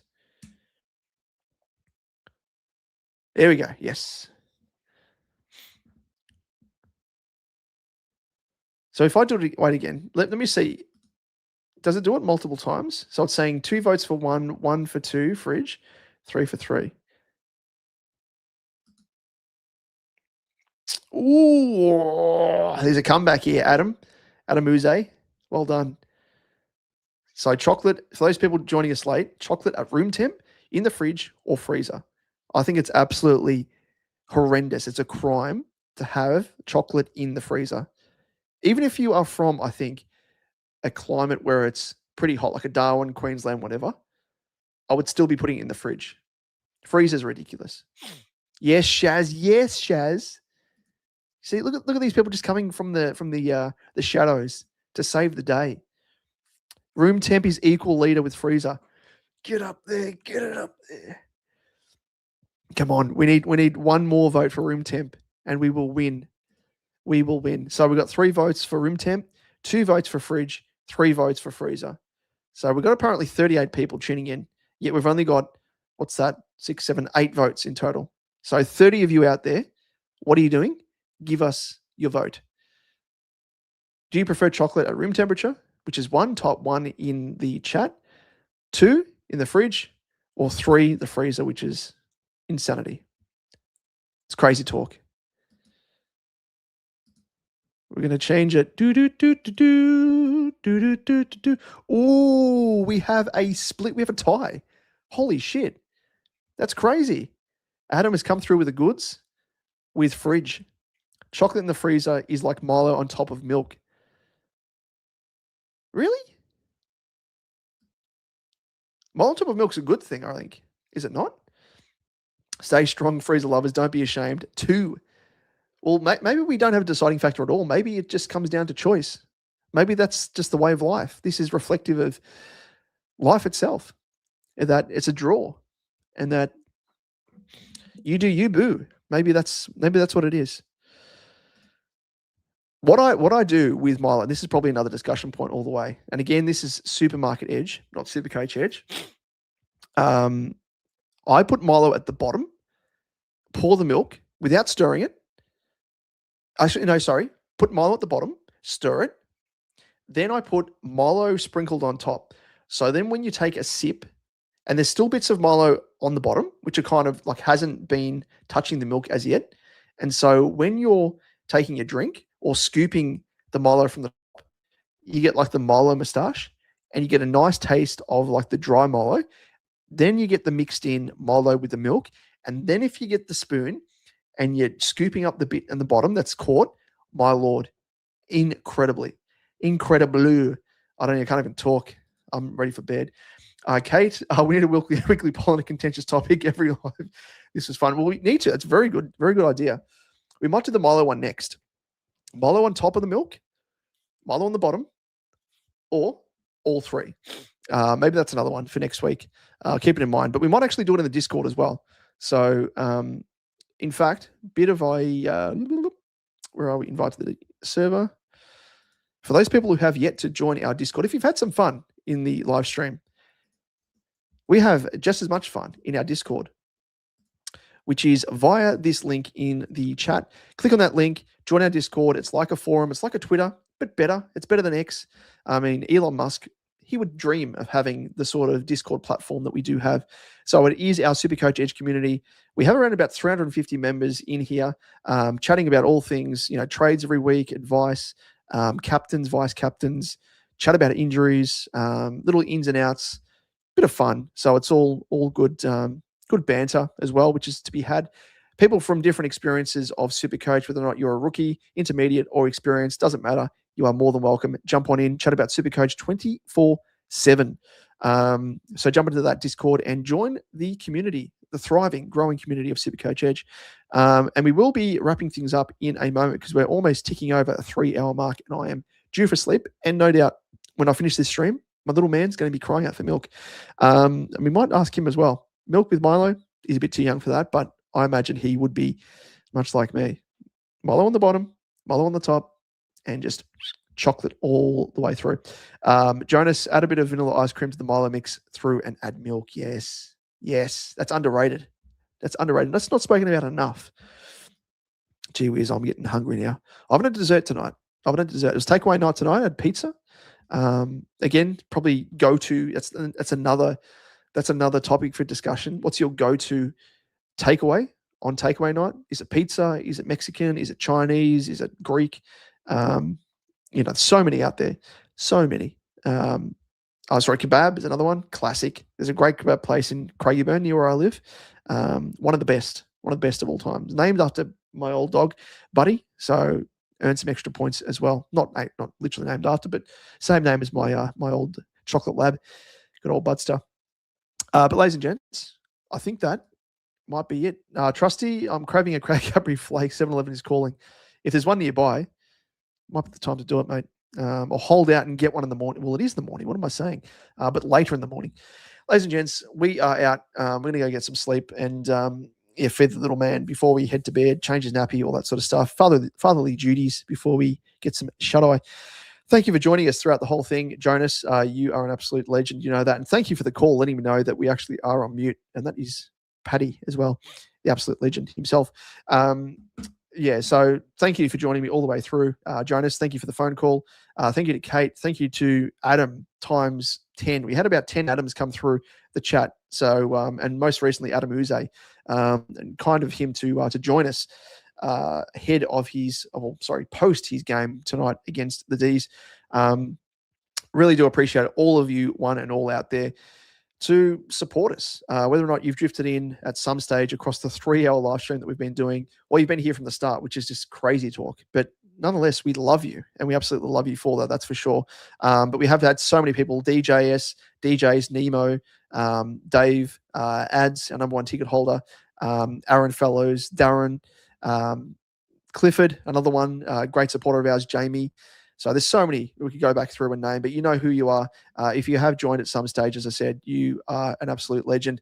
In closing, all we ask, as we said, is if you can give us a like and subscribe, that would be absolutely fantastic. Give the video a like. If you're watching us on your phone, you can actually give us a hype as well. Click the hype button, it hypes the video and sends us out to the masses, other super coaches out there that may not have seen our content before. Click on that and subscribe to our channel as well, which we've actually ticked over. Let me just have a look. At the live, we are at 2483, which is incredible. I think it's about 9 extra subscribers compared to what we were at. So thank you. We're actually 17 off now, being 2,500, which is the mark that we're hoping to hit. And we don't do this enough. We probably don't do call outs enough, which they always say, say like, say subscribe, all that sort of stuff. But hey, there we go. Again, credit to all of you out there. And with that, last few comments, questions. Trusty, 99 all, indeed. Have a great weekend, everyone. Stay safe. Have a great Anzac Day. And enjoy the rest of the footy. Hopefully your super coach goes to the absolute moon, as we say. And that is the end of the poll. As you can see, top right-hand corner there, 33 apiece. Who would have thought? 3 votes for room temp, 3 votes for fridge, and 3 votes for freezer. Incredible. We'll do another one of these polls for our next live. But again, thank you again for tuning in. Really appreciate it. Appreciate all of your support. And with that, ladies and gents, we will see you in the next one. We'll catch you then. See you. Bye. Have a good sleep.